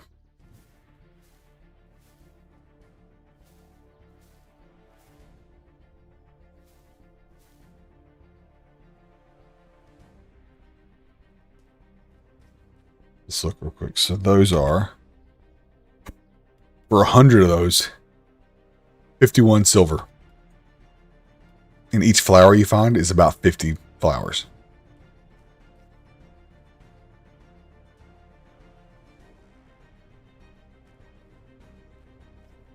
So they're absolute. Whoa, whoa, whoa, whoa, whoa, whoa.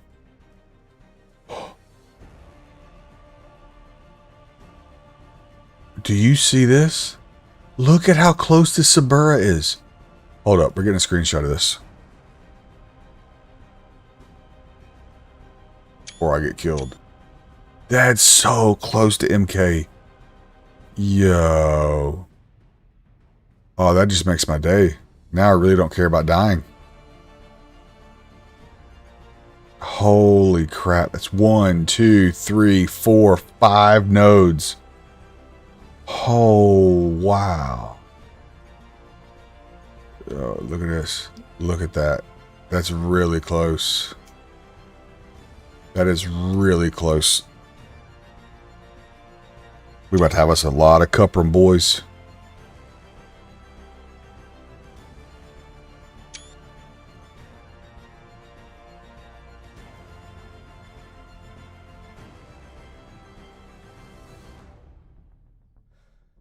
Who's this?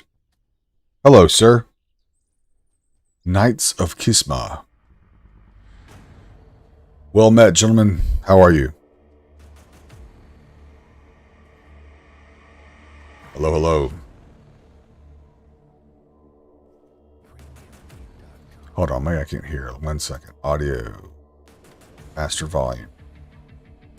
Voice chat enabled. Voice activation.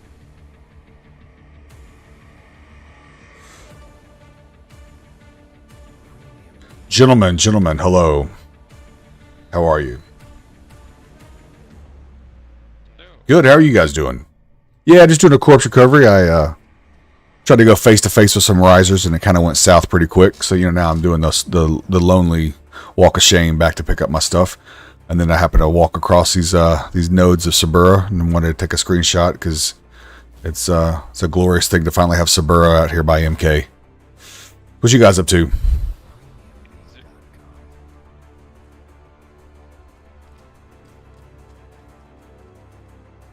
Yeah, I never noticed them this close. I knew they were down by the horse spawn, but I just happened to notice these here, so that's awesome.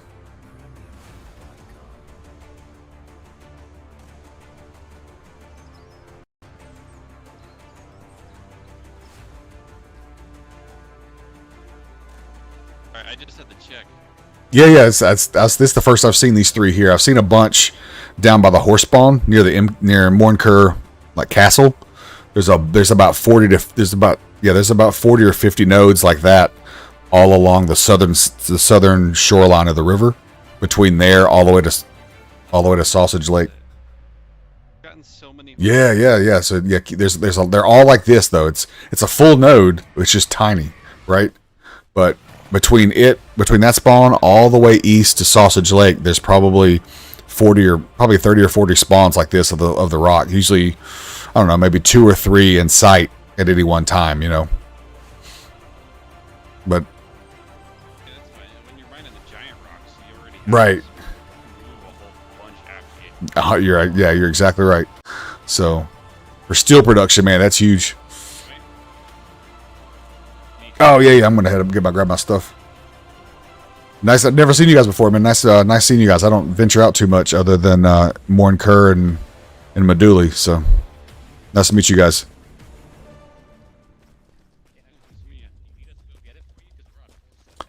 I mean, if y'all are just bored, it should be safe. I had actually parked the horse and was fighting on foot, separate from the horse. So everything should probably be there.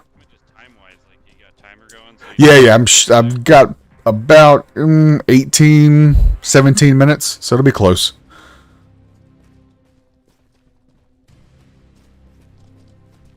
There's another Sabura rock. Nice. Yeah, once you see it, now they're everywhere,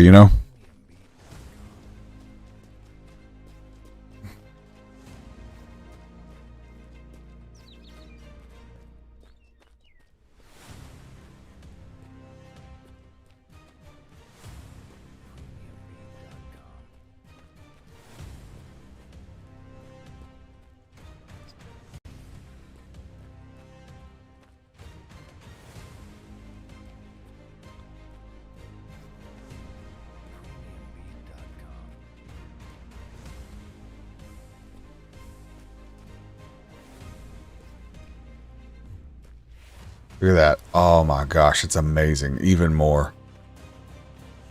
I'm about to farm a shit ton of Sabura up. Ah, that's awesome.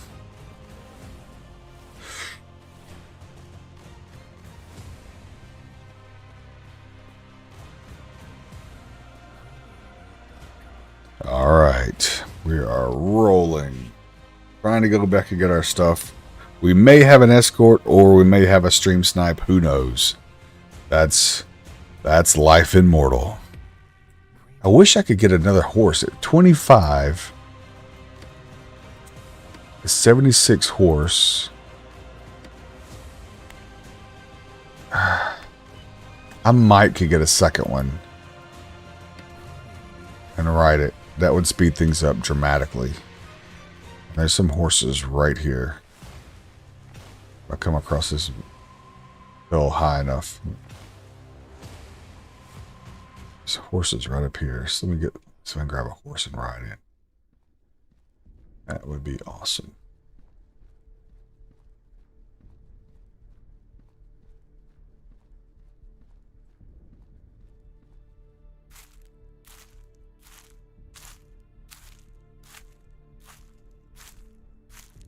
I should not have stopped the chat.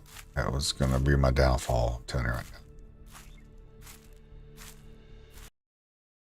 Stuff will probably disappear because of it.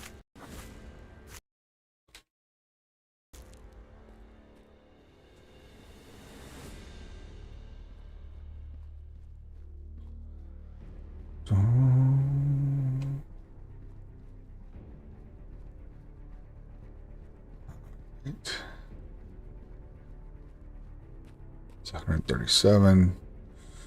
Some more wolf brush. Just gonna grab this in case we do find a horse. We can grab it and feed it and ride on.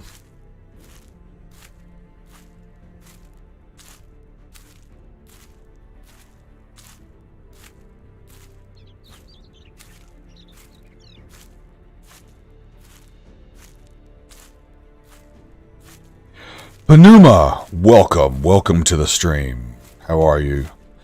Anything new players are gonna get? I don't know. I haven't seen anything like that, like a badge.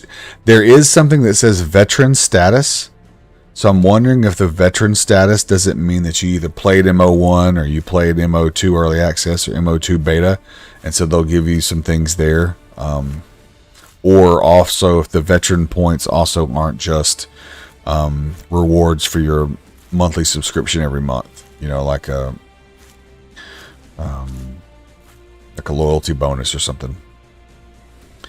But otherwise, yeah, I haven't heard of anything particular right now. As someone that's in early access, I'm just very happy that we have this 100 times skill boost, so that I can sit here and I can fast learn all these skills and abilities and try out different builds to see kind of what I want to play once everything slows down.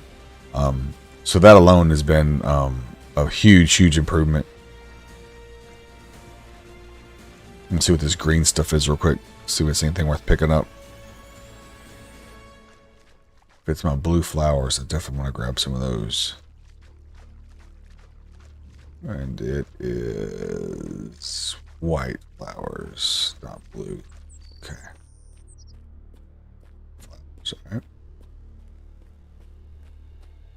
Common Myrtus, Galardia, Gardenia, whatever. Don't need any of that.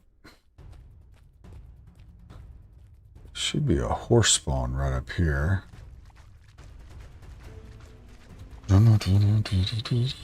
Yes, I've just been super happy with being able to, you know, try out different builds and stuff. That's been worth it to me. And we're going to go check out the keep in just a minute once I get my horse and everything. We'll ride over there. We're just going to try and get to the riser camp before my stuff disappears. But it's going to be a tight window to get there before it disappears.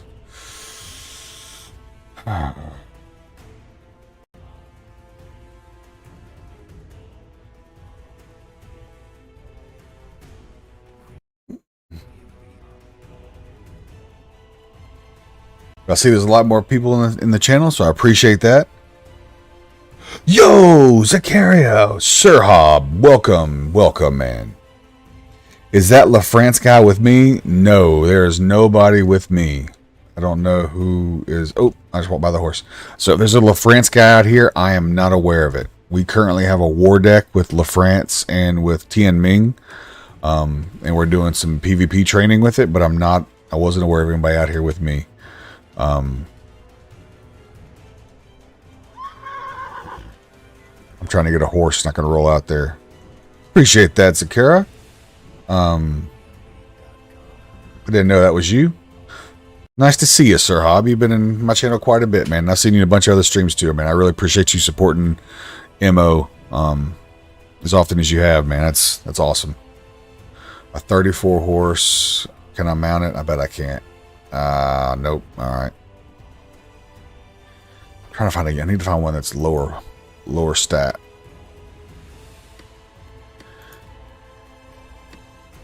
This one looks tiny. Let's see, what are you?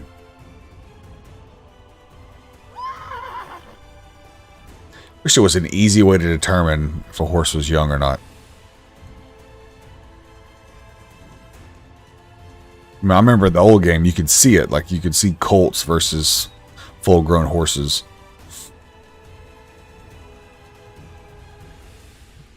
It's a 28. It's close.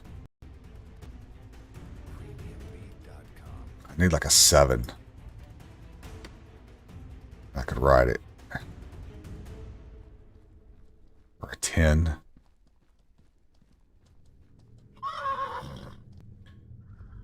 That's what I need. See a horse here, but don't see your loot. Okay, it may. I mean, it might be gone.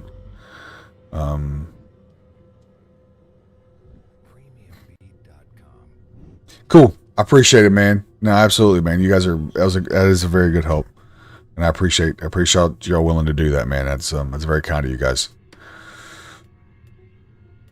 Got one more horse to try, and then I'm going to run on. I was just hoping that I might find a horse that would be low enough that I could ride it in. And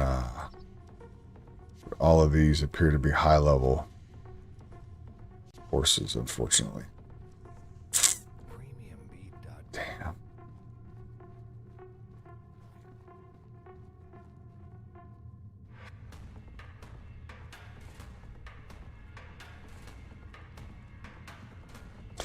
You too, man. You too.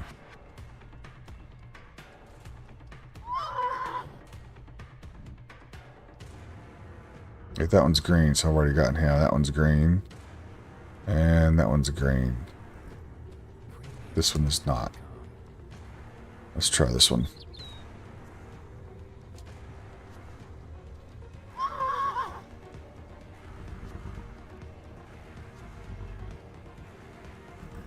Come on, be a 10. Be a 12. Be a 15. Come on. Be a youngster. Be a youngster.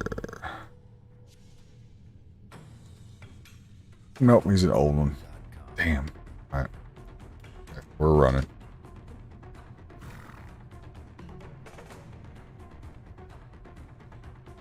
So close.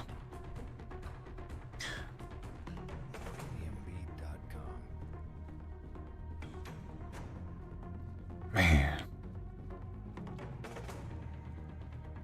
Unlock. What sucks is I'm not that far off. Right? Riding control, if I got rid of this mounted combat, I can't actually. Mounted major E.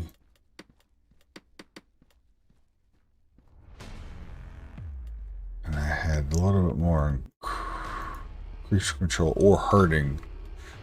I might could have rode 2. Man, that sucks. So close.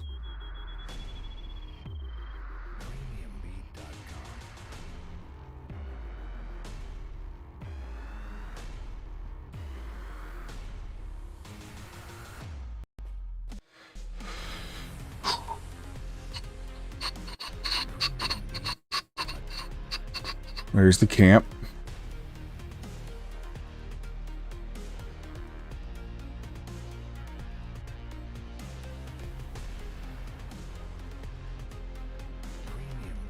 If I get my horse to come to me, I might find my stuff before it despawns.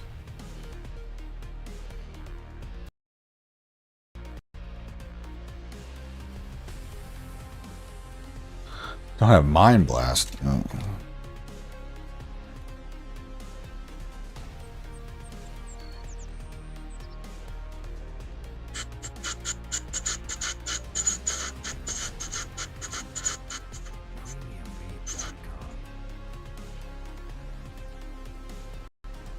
Come on, horse. Hear my whistle.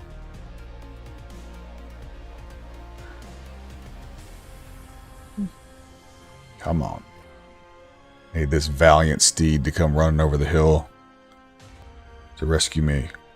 Come on. Do it.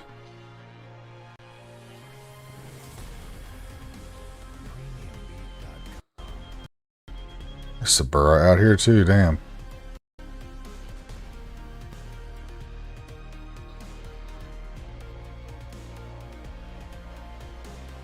Actually, a good bit of it.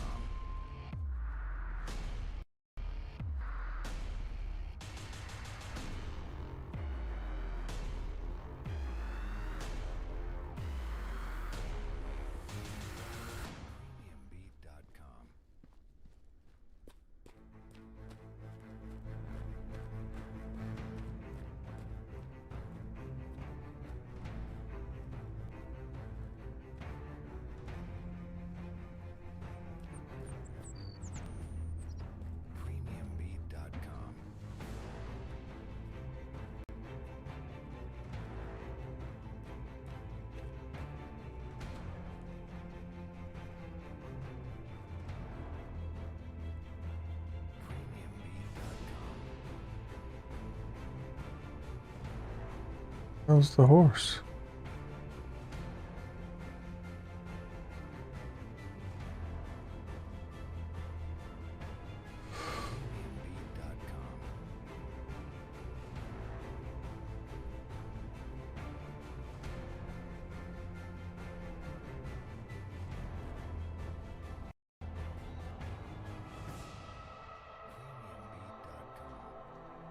Damn, that's my horse way up there? Damn.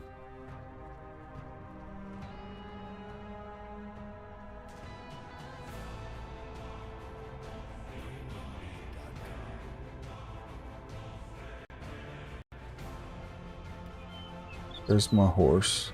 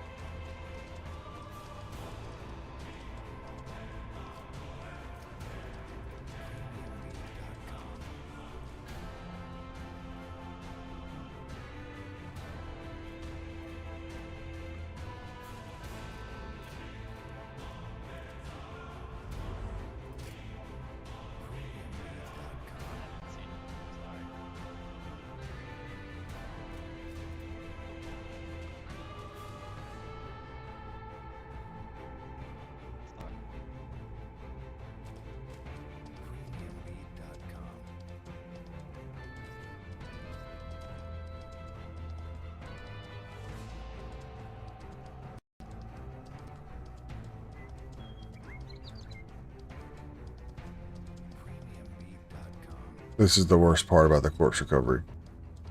Is you're trying to find a red little burlap sack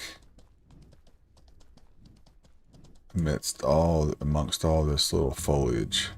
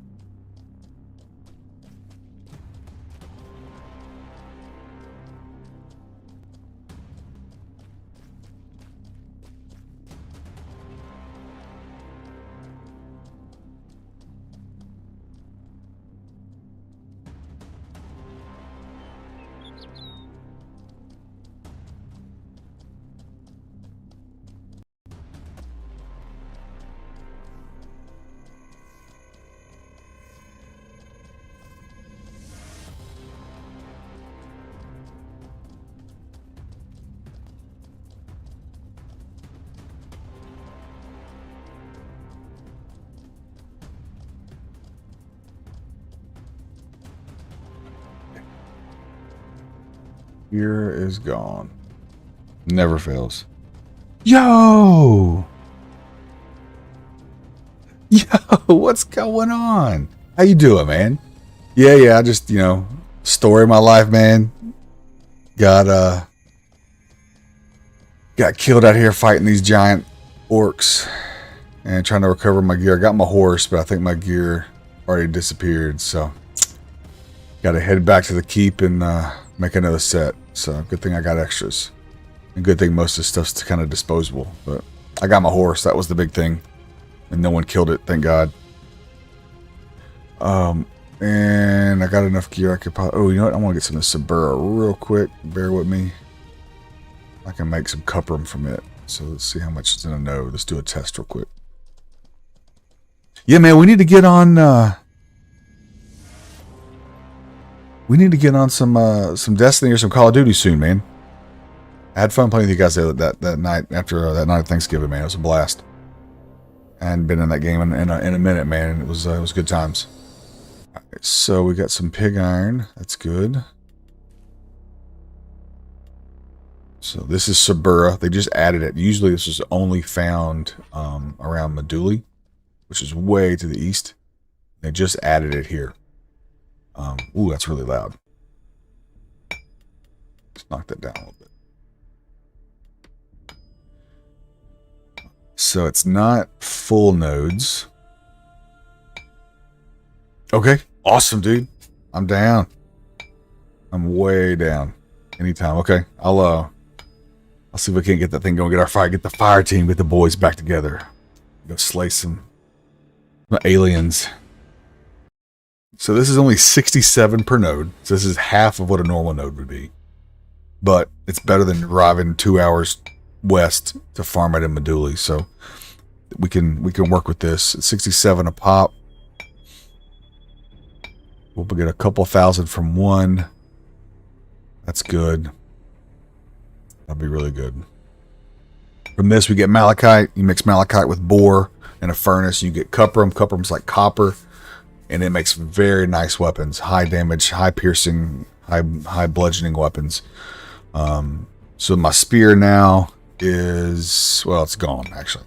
But it was like 45-ish damage on pierce. If I did the next thing, which would be flakestone, it's only like 38 pierce damage. So it's a big boost in damage going with the cuprum. And now that we have Sabura, we can get it fairly easily. So I just want to get an idea. Give me about a 60. We'll go to 2,000 and we'll stop. And then I'll just farm this for hours. I want to do it on stream because it's kind of boring to do it on stream, you know. So we're almost there. I'm lucky the dude didn't kill me. He could have killed me because we have a war declaration with the other guy's clan. But thankfully we declared it strictly for wargaming and not for like true PvP. So he actually cut me some slack because he could have smoked me with me not having any kind of gear to speak of. Alright. So we got a torch. And we got a horse. And a pickaxe. So, yep. Alright. Alright, so we'll just roll through. I'll see if I can show you the battle keep. It should be right up here. Feed this horse real quick. Is it hungry? Yeah. Oh man, I'm gonna lose it. 600. Yeah, it's really hungry.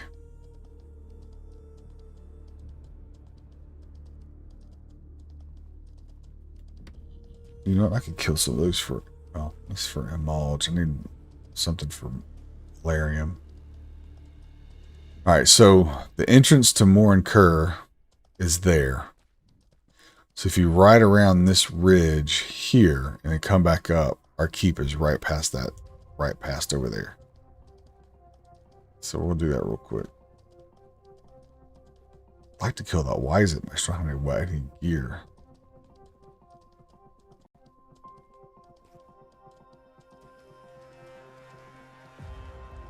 So this one's not constructed yet. See how the walls are, you just see a gate and that's it. So the outer keep's not built, and I think the inner keep's not built either. Oh, okay, cool. Actually, I didn't fall down.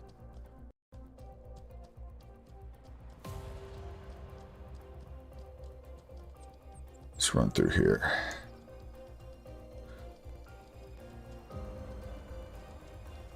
So that wouldn't be a bad keep to have because it's got all this water. And if you hit any of this water, it puts you into like a swim animation and you move incredibly slow. So for mages shooting you or archers shooting you, it would be real bad news.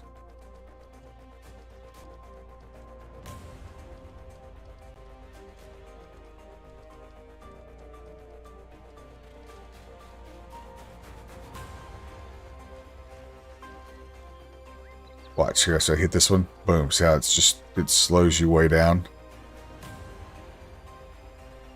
And saps a ton of your stamina of your horse.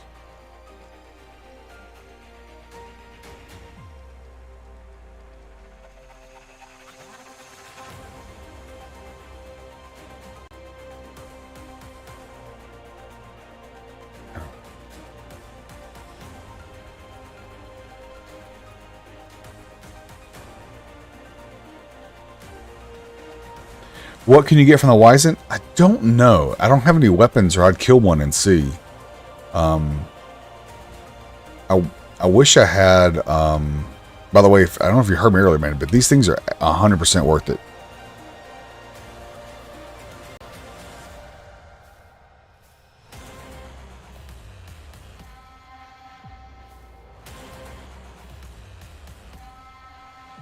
You get about 50 flowers per pick, and it's 24 silver, 25 silver. So you get, every 2 flowers you get 1 silver. So it's a real easy, quick way as you're riding through here to make some money.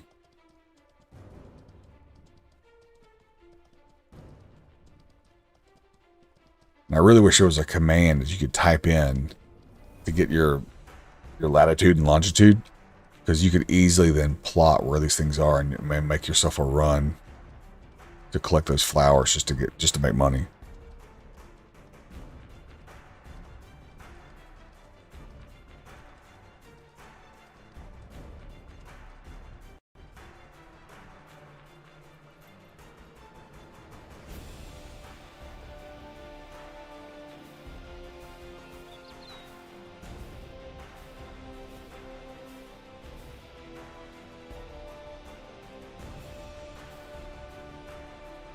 So I've picked 4 of those flowers, and I have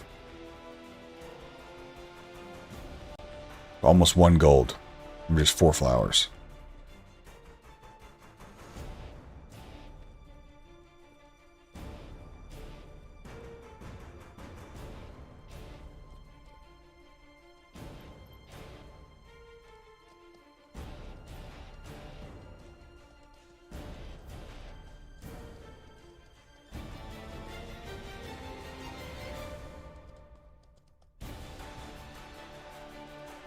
Now the keep for us is right over here, right? I go down and across and come back up. It's right past that ridge right there. I think that's right.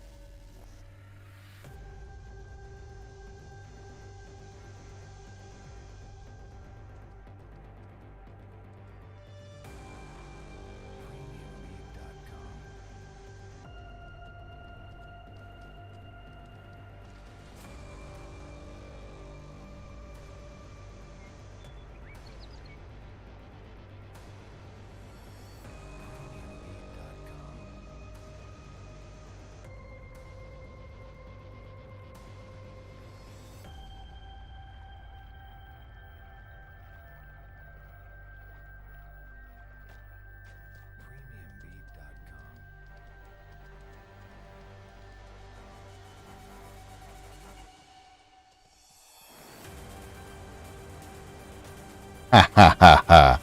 Yeah, so when I come back, I'll kill a couple of Wisens, and next time I'm through here, and I'll find out what they drop. You know, I'm real close. I'm really close to making a website for this game. I almost did it today and got started on it because I love the look and feel of that Mortal 2 Rocks website, but they haven't updated it in a long time.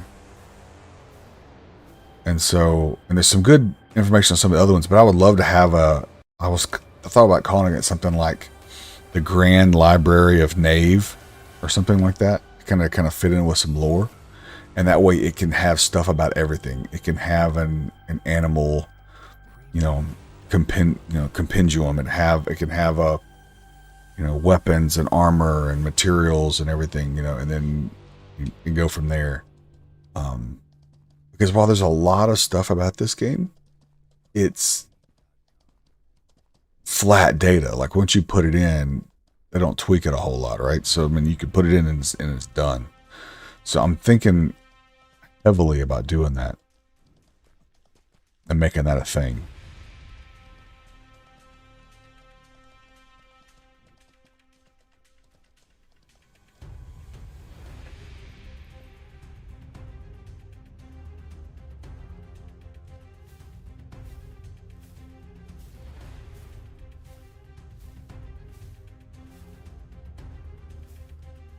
Ah, the bots are back.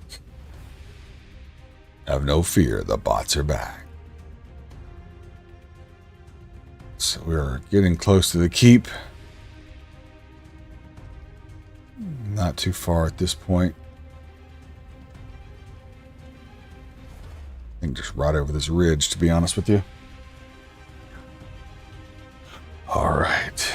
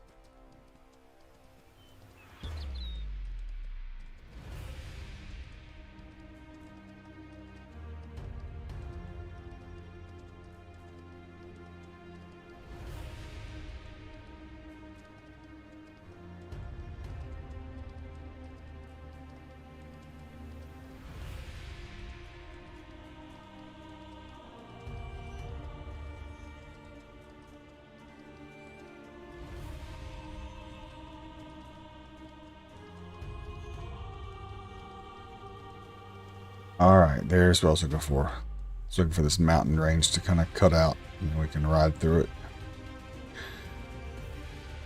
Another bush pig.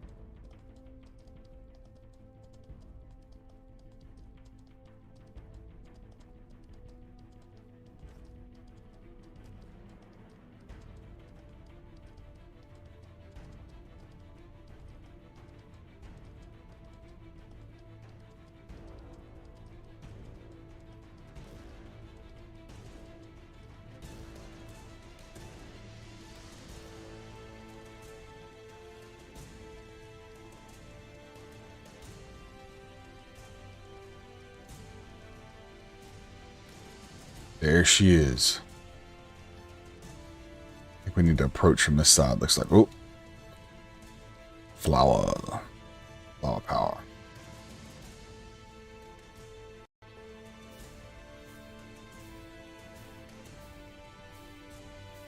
This rate, I might actually make gold after losing all that gear. Smell these flowers.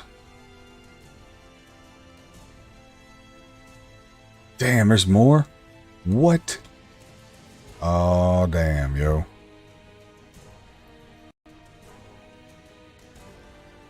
We're gonna be rich out here at this keep with all this gold just laying on the ground.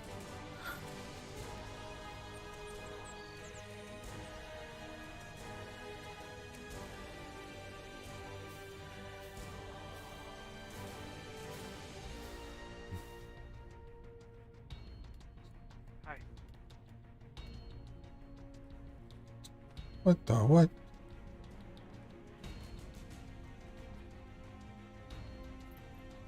Who just said hi?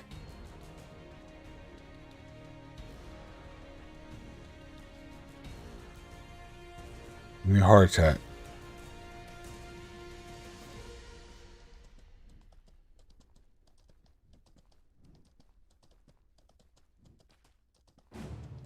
Did y'all hear that? I mean, it's like some dude was right in my ear and told me hi. What the hell?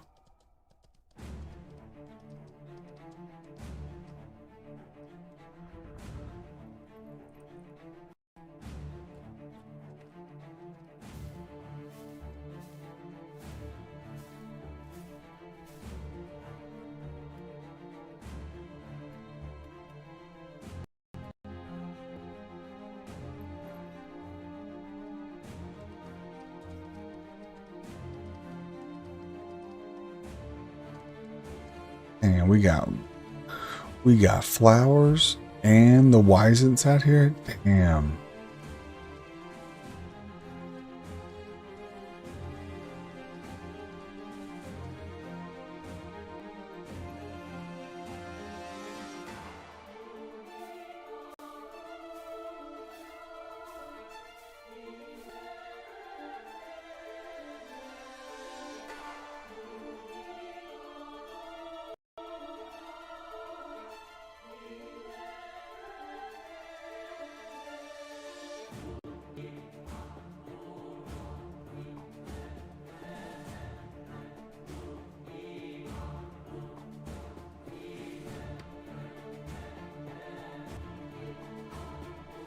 See if I can kill this little one. Because I ain't got no weapons. My luck, I'll kill this thing and then the big ones will get mad at me.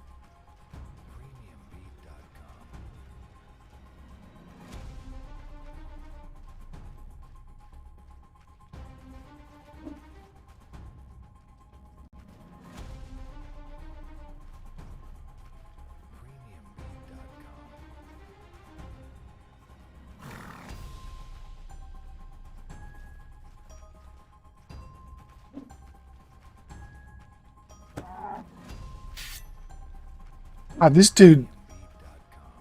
God. Dude, elusive. What is this deal with the cutback? Man, it's like I'm hitting Walter Payton. Marshall Falk or somebody, man. Barry Sanders, come here.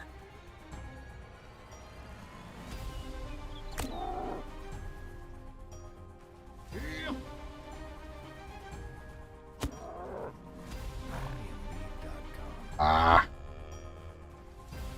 I'll kill my horse doing this, watch. It's a smart move.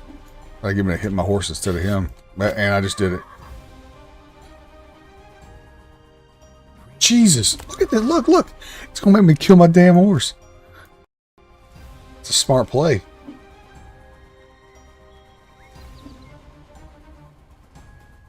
Out of the fucking way, horse. Alright, you know what?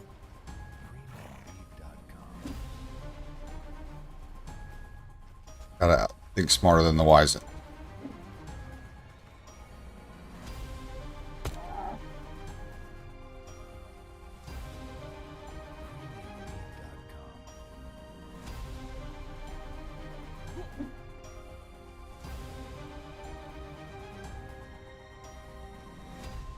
Oh, this is going great. I'm blaming you, Bushido. You're gonna get me trampled underfoot. What the?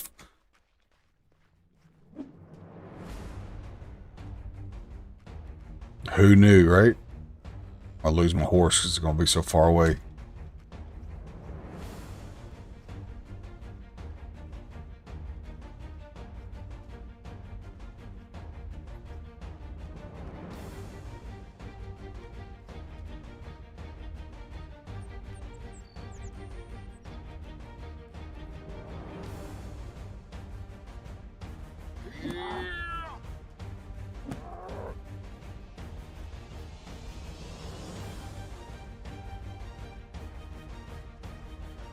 Oh, stam out chasing a Wizen. Are you serious?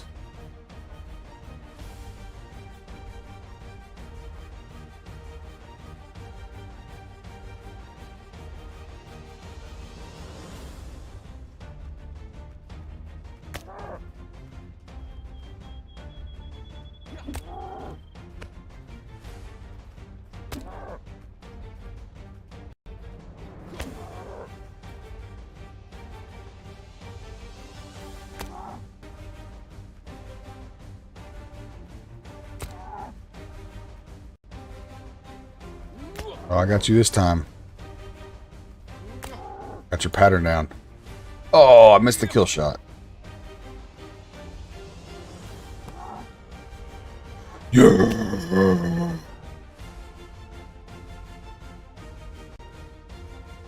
Oh god, it's a lot.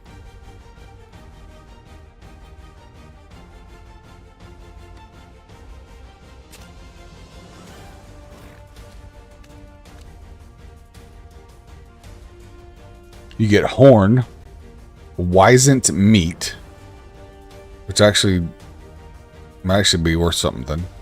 Emulge, full grain leather. Hold on. Let me do this the right way so that we can see what the full amount is.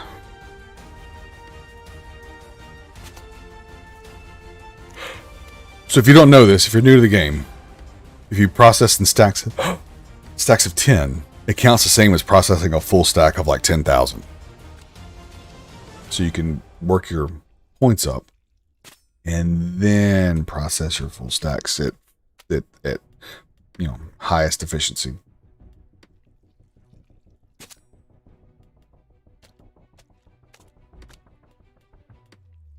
All right, now we're at 100. Now I can process full stacks. Full stack. Okay, now we'll put this on the horse and then we'll see what we got. I want to see what we got without any, whoa, without any other stuff in inventory. All right. Okay, so nothing in inventory. Harvest 1. See what we get. So 1 at full material gave me 106 emulge, 391 horn, 992 meat, a little bit of tallow, and almost 500 leather. It's not bad. That meat actually looks pretty expensive, to be honest.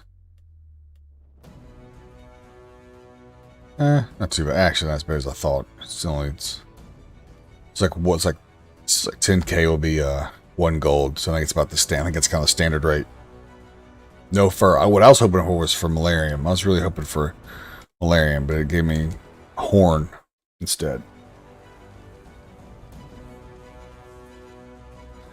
So not really the cash cows I was hoping for. So right now, if we have a vendor in this keep that can cash out, then this flour may be the way to go. Because it seems to be all over the place. I know that's boring to sit there and collect flowers, but I got 500 flowers and it's 2.5 gold. And each flower spawn is 50 flower, roughly 40 to 55 flower. So it's pretty much 25 silver every time you see one of those plants. The white ones aren't bad, but they're like half of that, so 50 of those is like 12 silver.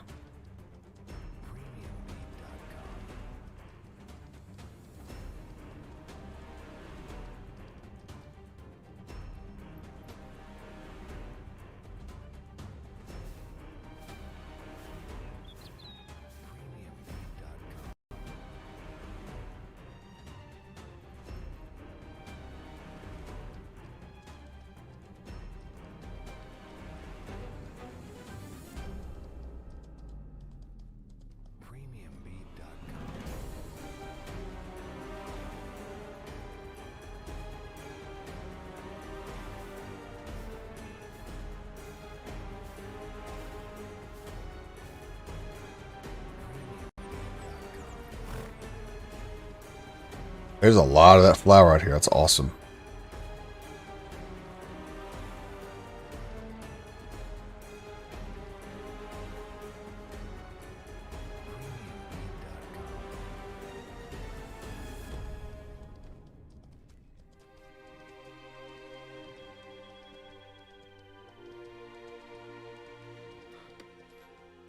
You know what? I need to feed this horse.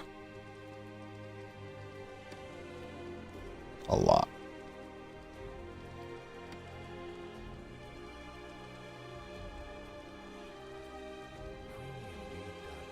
Alright, so I'm hoping this is us.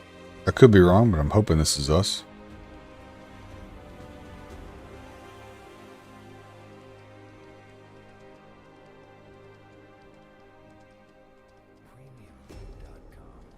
Nice. It is us.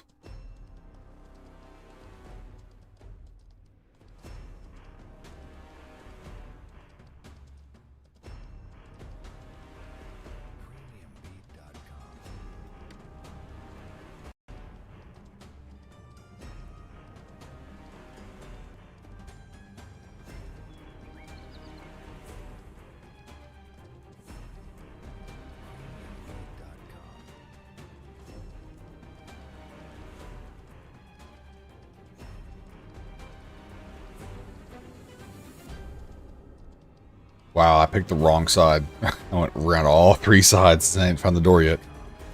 Damn it.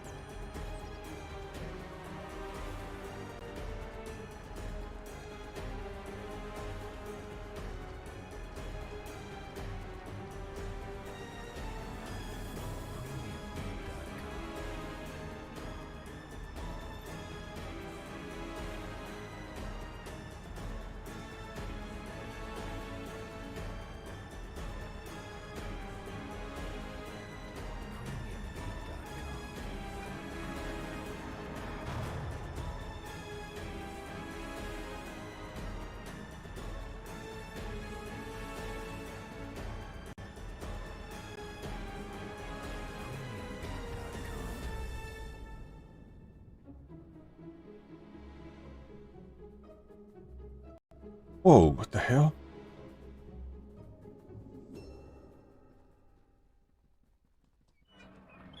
Wow, this is cool, man.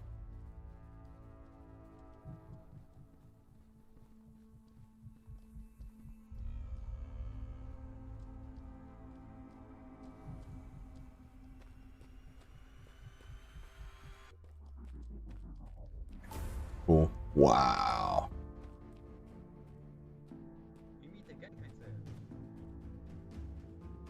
What? Hello, hello.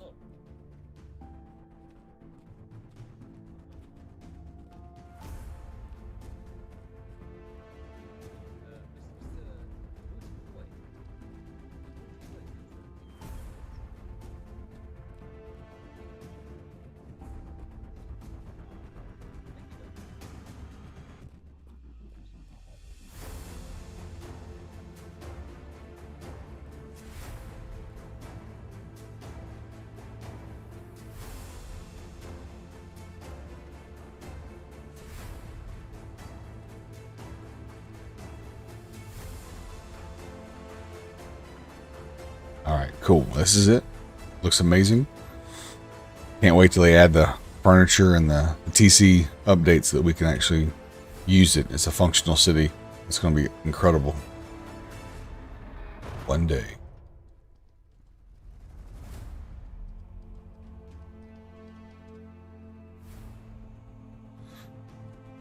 Now, we need to go south and to the west.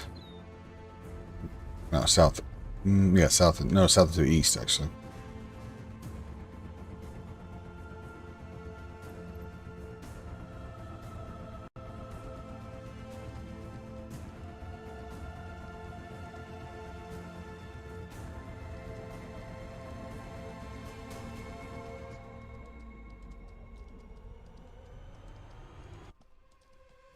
Well, that was good. Now let's roll back to MK and re-gear. Rolling to MK. Re-gear and rejoin the fight. That looks like Death Horse. Let's go down here.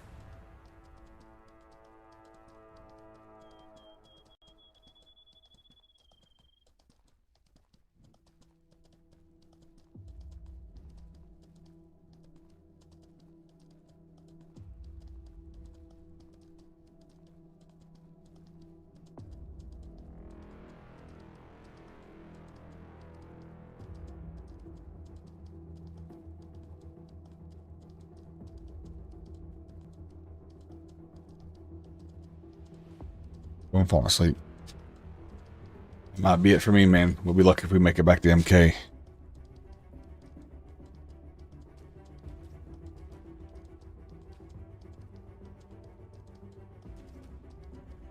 Yo, Sig, if you're still here, did you see how close those nodes were for Sabura to MK?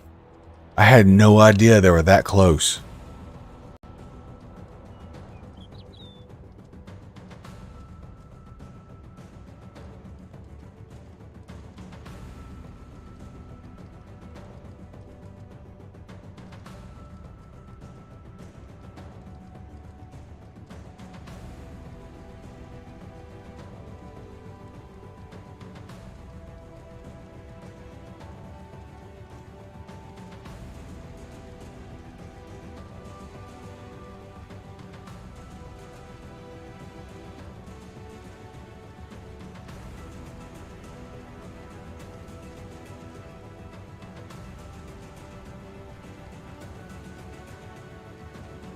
Actually, the more encouraging on the other side of this hill. So then we're gonna go.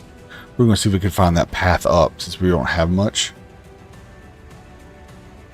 So we can find that path up that Found Ups is using.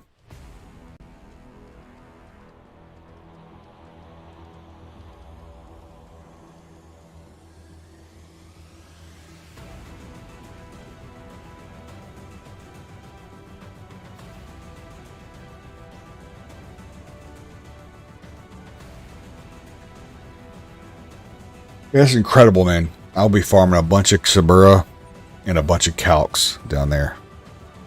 Because those two together will get us a bunch of Cuprum.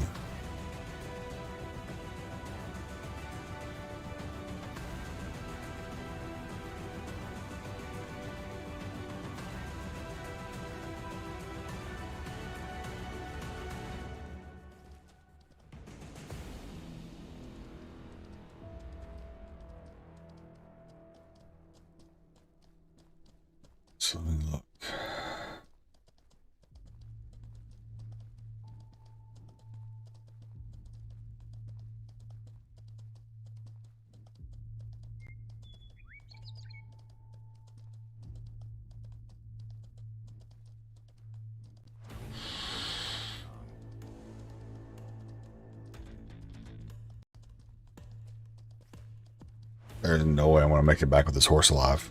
I keep dozing off way too much. I'm gonna end up riding off one of these cliffs. I can feel it.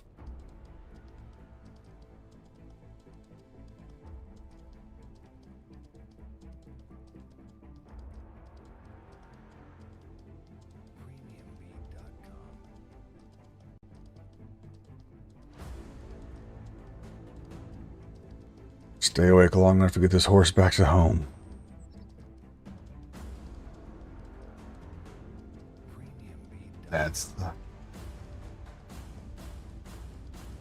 That's the mission. Can you stay awake long enough to get your horse home and stable? Alright, so here's what we're talking about. Is the path into MK. It's right up here.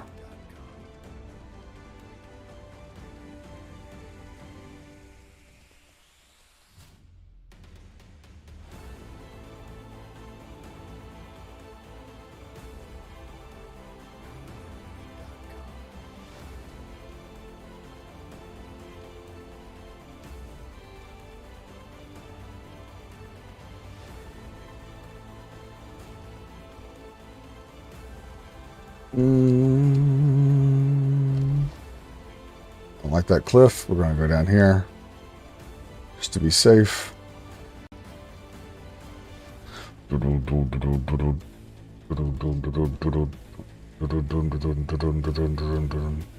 down here, maybe.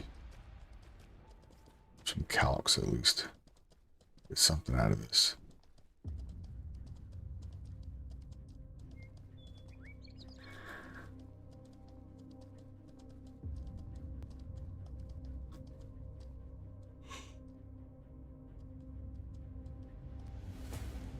Oh, damn. Really?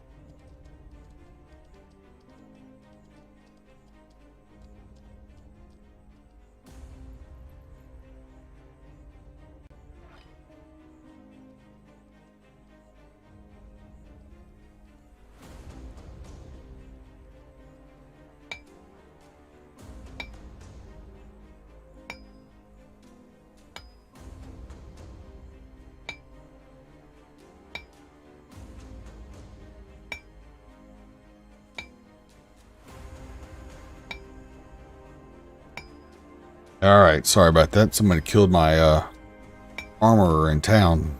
It's usually doesn't have to. Usually the guards take care of that. So, but he arrowed me, so he's probably up on top of one of the rooftops trying to snipe me without the guards taking him out.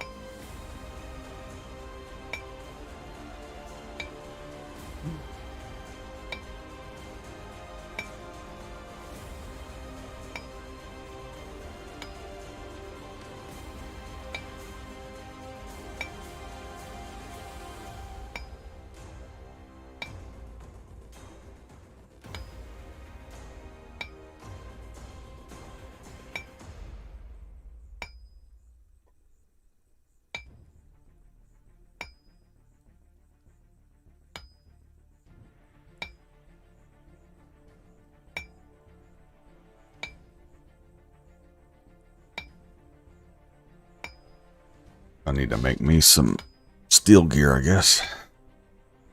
Try running that with some risers, see if that makes a difference.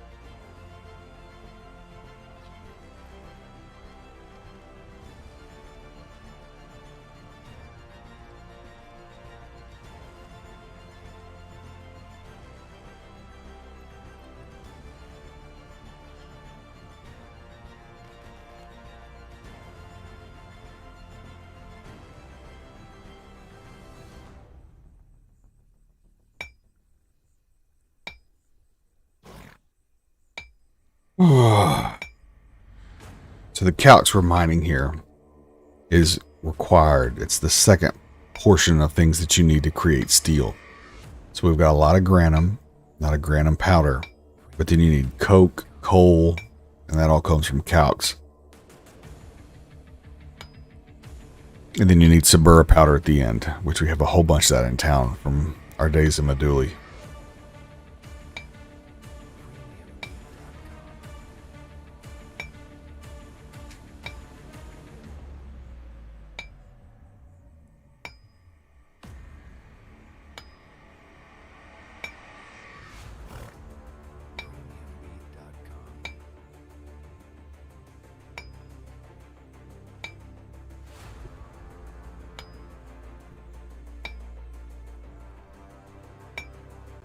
Ooh.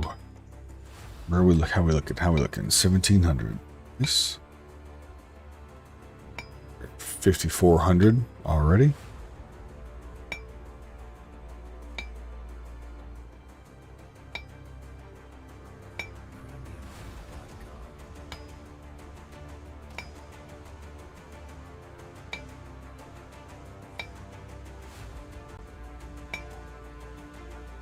$6,000.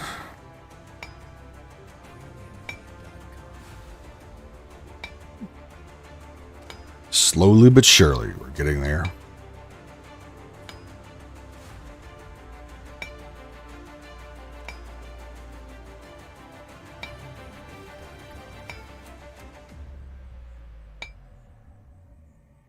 Chink, chink, chink.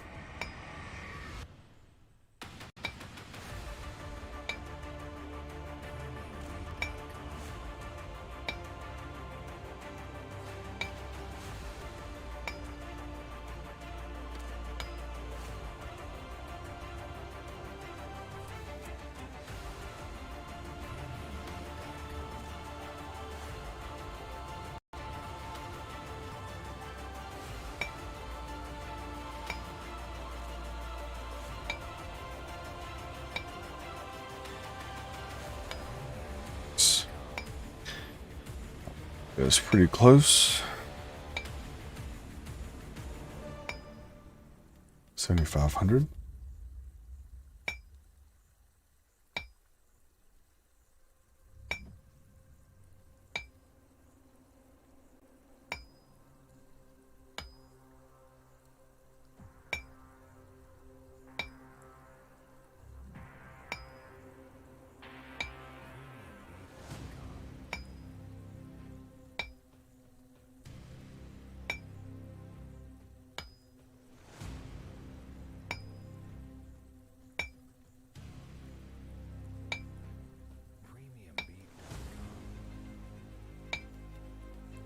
It's 86.48. Nice.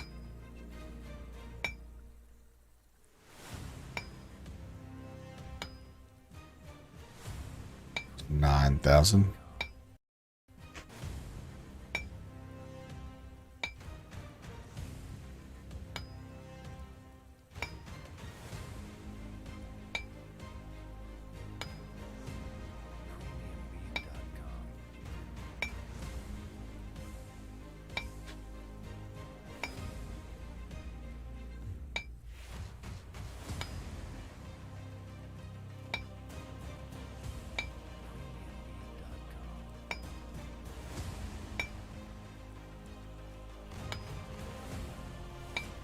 All right, there it is.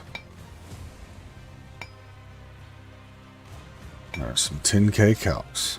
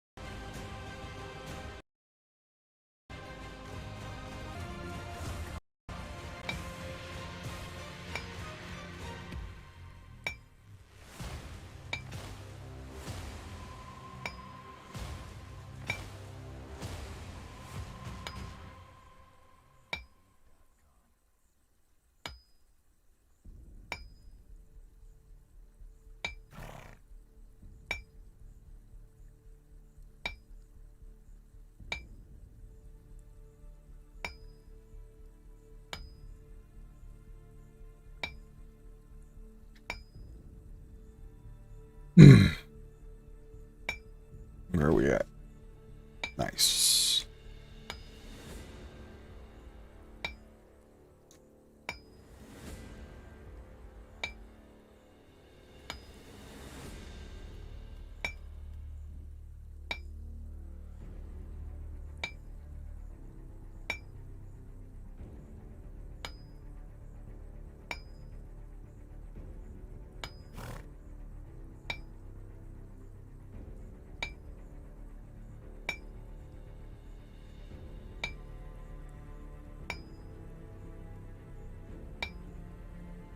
All right, so we are at about 13,000. Yeah, 13,000 calcs.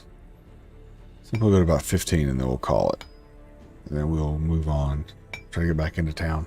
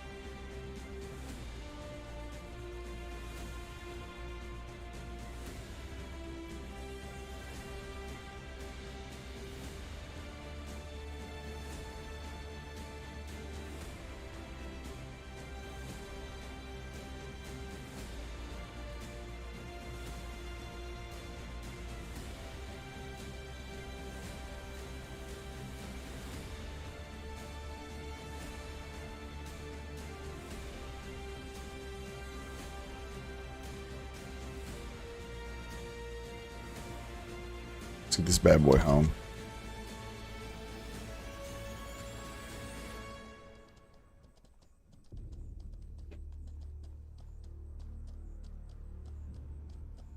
So let's start tomorrow, maybe.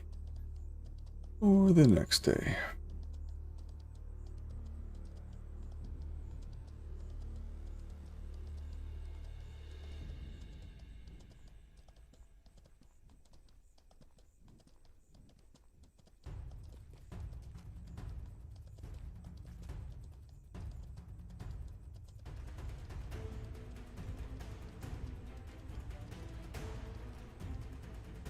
No, no, no, no, no, no, no, no, no, no, no, no, no, no, no. You made it this far, baby. Don't die, horse. Ooh, that's close. That was close. That was very close.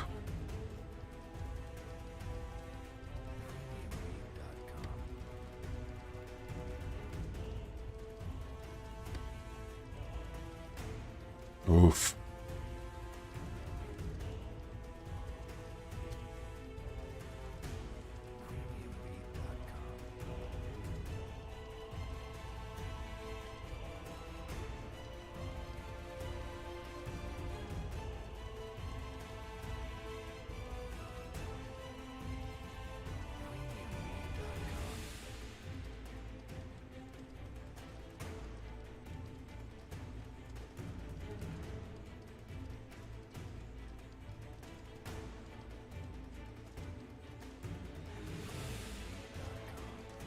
We're on approach. Almost back home in Morncur. But we had a good night. We checked out the Acolyte's castle with all the walls up. Looked amazing. We killed a riser. Then we died to a riser and lost all our gear. So that was a typical mortal thing to do. But we did get back in time to save the horse.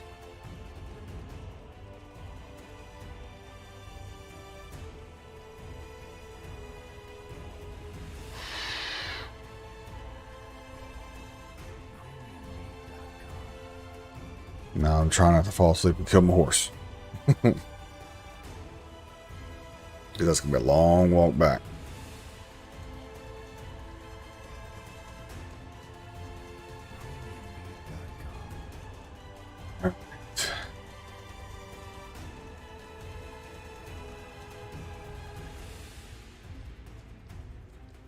You got murdered at the bank somehow just now?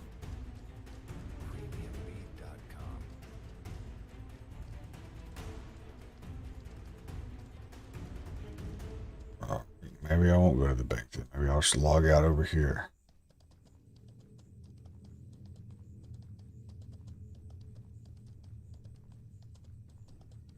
Same dude? Oh, me, yeah. Poulet. So Poulet hit me with about 7 or 8 arrows. According to the combat log. I screenshotted it. So my guess is he probably got on top of one of the houses. Because this is what RPK used to always do. It would get up on top of some of the houses where the guards can't get to you.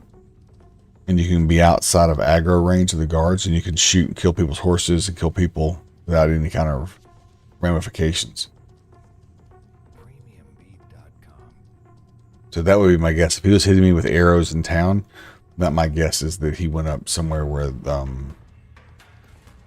guards don't aggro. And then it would shot me because I was just standing there.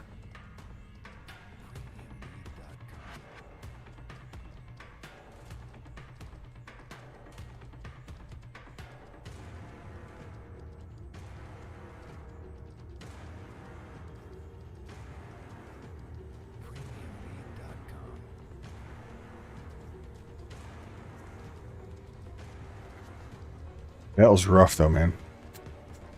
That was rough.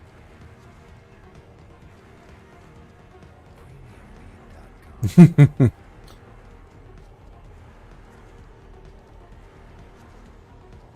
that was pretty dirty. Not gonna lie. It's pretty dirty. That looks like Sabura. It is.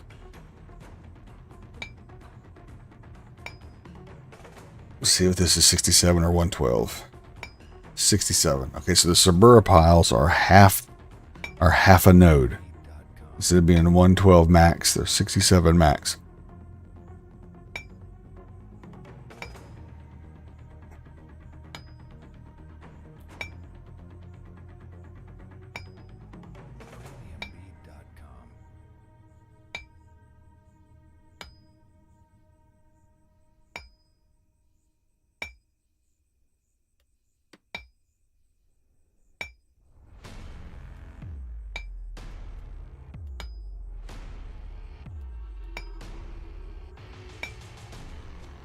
Yeah, I'll have to bring my all 3 accounts out here or something, because this will take forever to harvest it this way.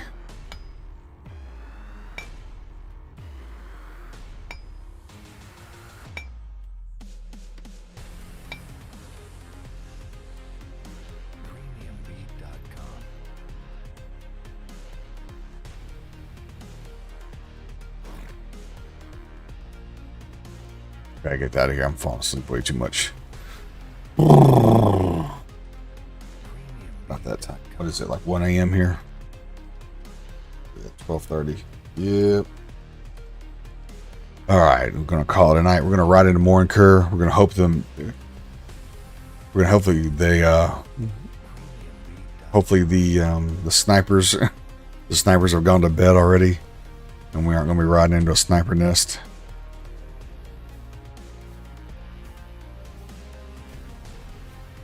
I'm also hoping the road's not camped on the way in, because I do not have any armor on.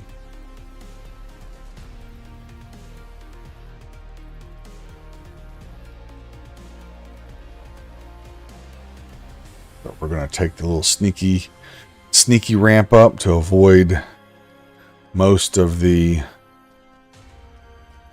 trench. All right. Strap in. This is Victor 7 making a trench run on approach, Red Leader.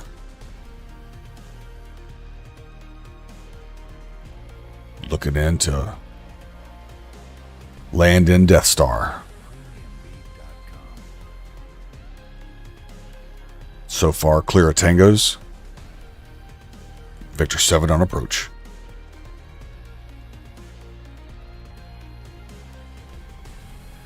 Jets hot 5x5.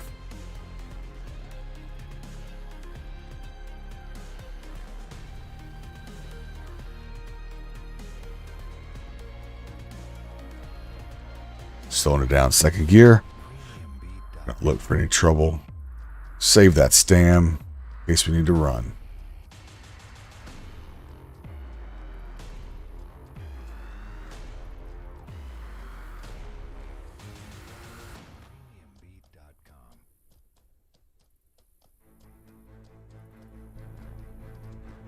Thank God it's dark. Give us a little bit of cover on approach. It's very much worth it.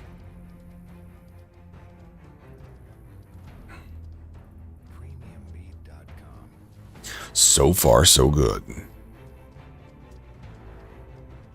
No tango sighted. Death Star trench run. Clear.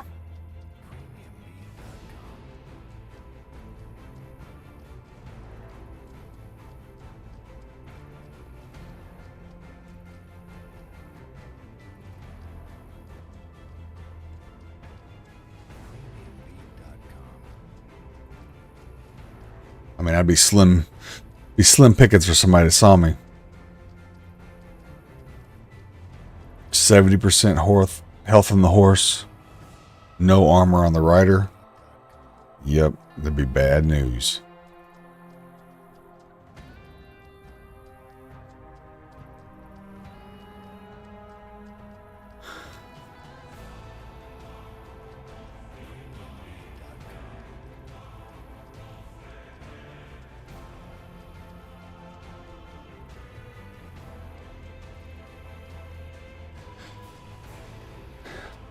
Yeah, I'm going to go back tomorrow when the sun's out. I'm going to look and see just exactly how far up or how far north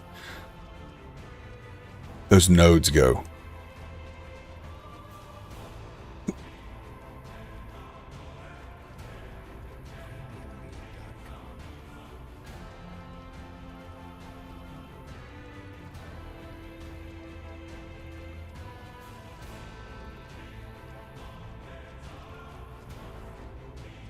All clear behind. 6 is clear.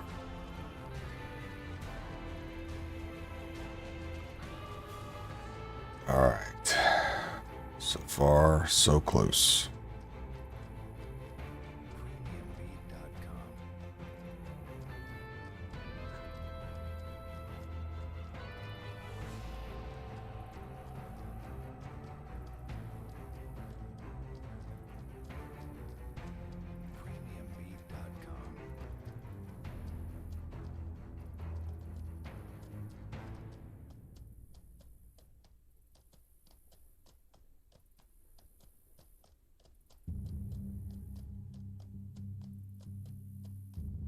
See the lights of the tower.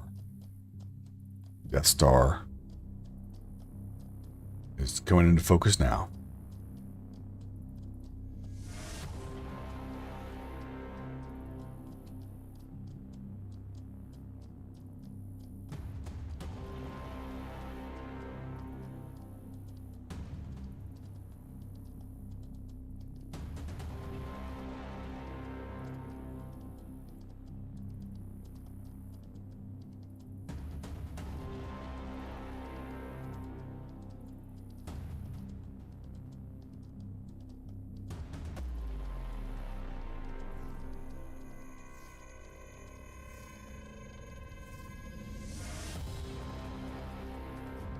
Good. We're in the last home stretch now.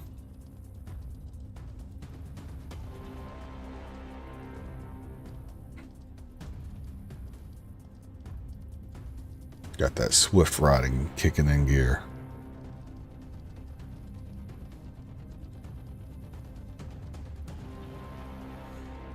Coming in hot.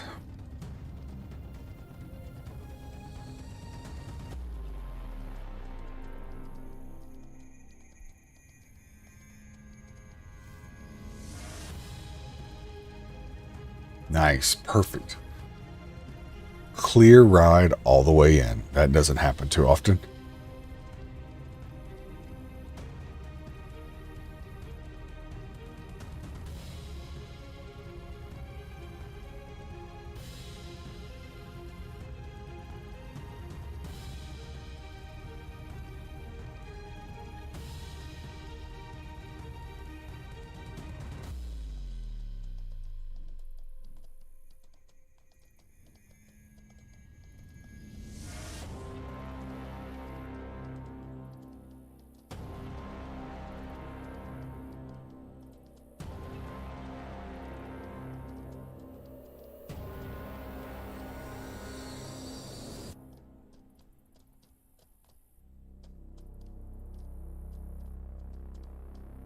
Can't believe I made it falling asleep without killing my horse.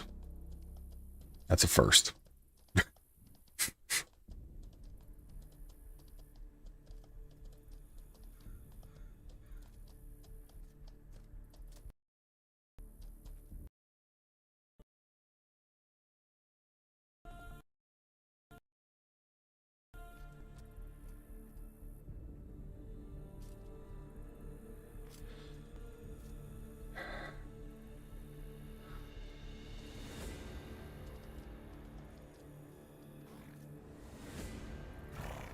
You know what? We're going to log out of here. Call it a night. We'll craft some more stuff tomorrow. All right.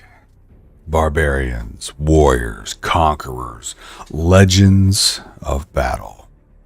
We're going to retire for the evening. Many victories, a few small defeats, but knowledge gained, glory obtained, and we'll be ready to take on more challenges tomorrow night.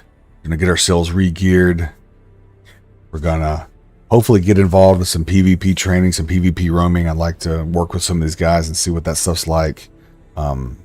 I've been missing a lot of those training sessions. So I can't wait to do some of that stuff with you guys, because I need to definitely work on parries and feints and that stuff. I did some training with some few guys from my other guilds who are really good skilled PvP guys, and I got a way to go. So I need to get involved in that when I can. So, but keep the requests coming for gear. If you're in here for the clan, I'll be happy to make weapons for everybody. As I see those requests, so keep those coming in. I'll be happy to do that. Appreciate Acolytes for having me. You guys have been amazing. You guys have been fantastic. I'm looking forward to launch with you guys. You guys are a machine, a war machine, and I'm excited to be a part of it. So let's hit launch, full steam ahead, and take the eternal flame to cleanse the rest of Nave. I'm all for it. All right, you guys have a great night, and I'll see y'all tomorrow night.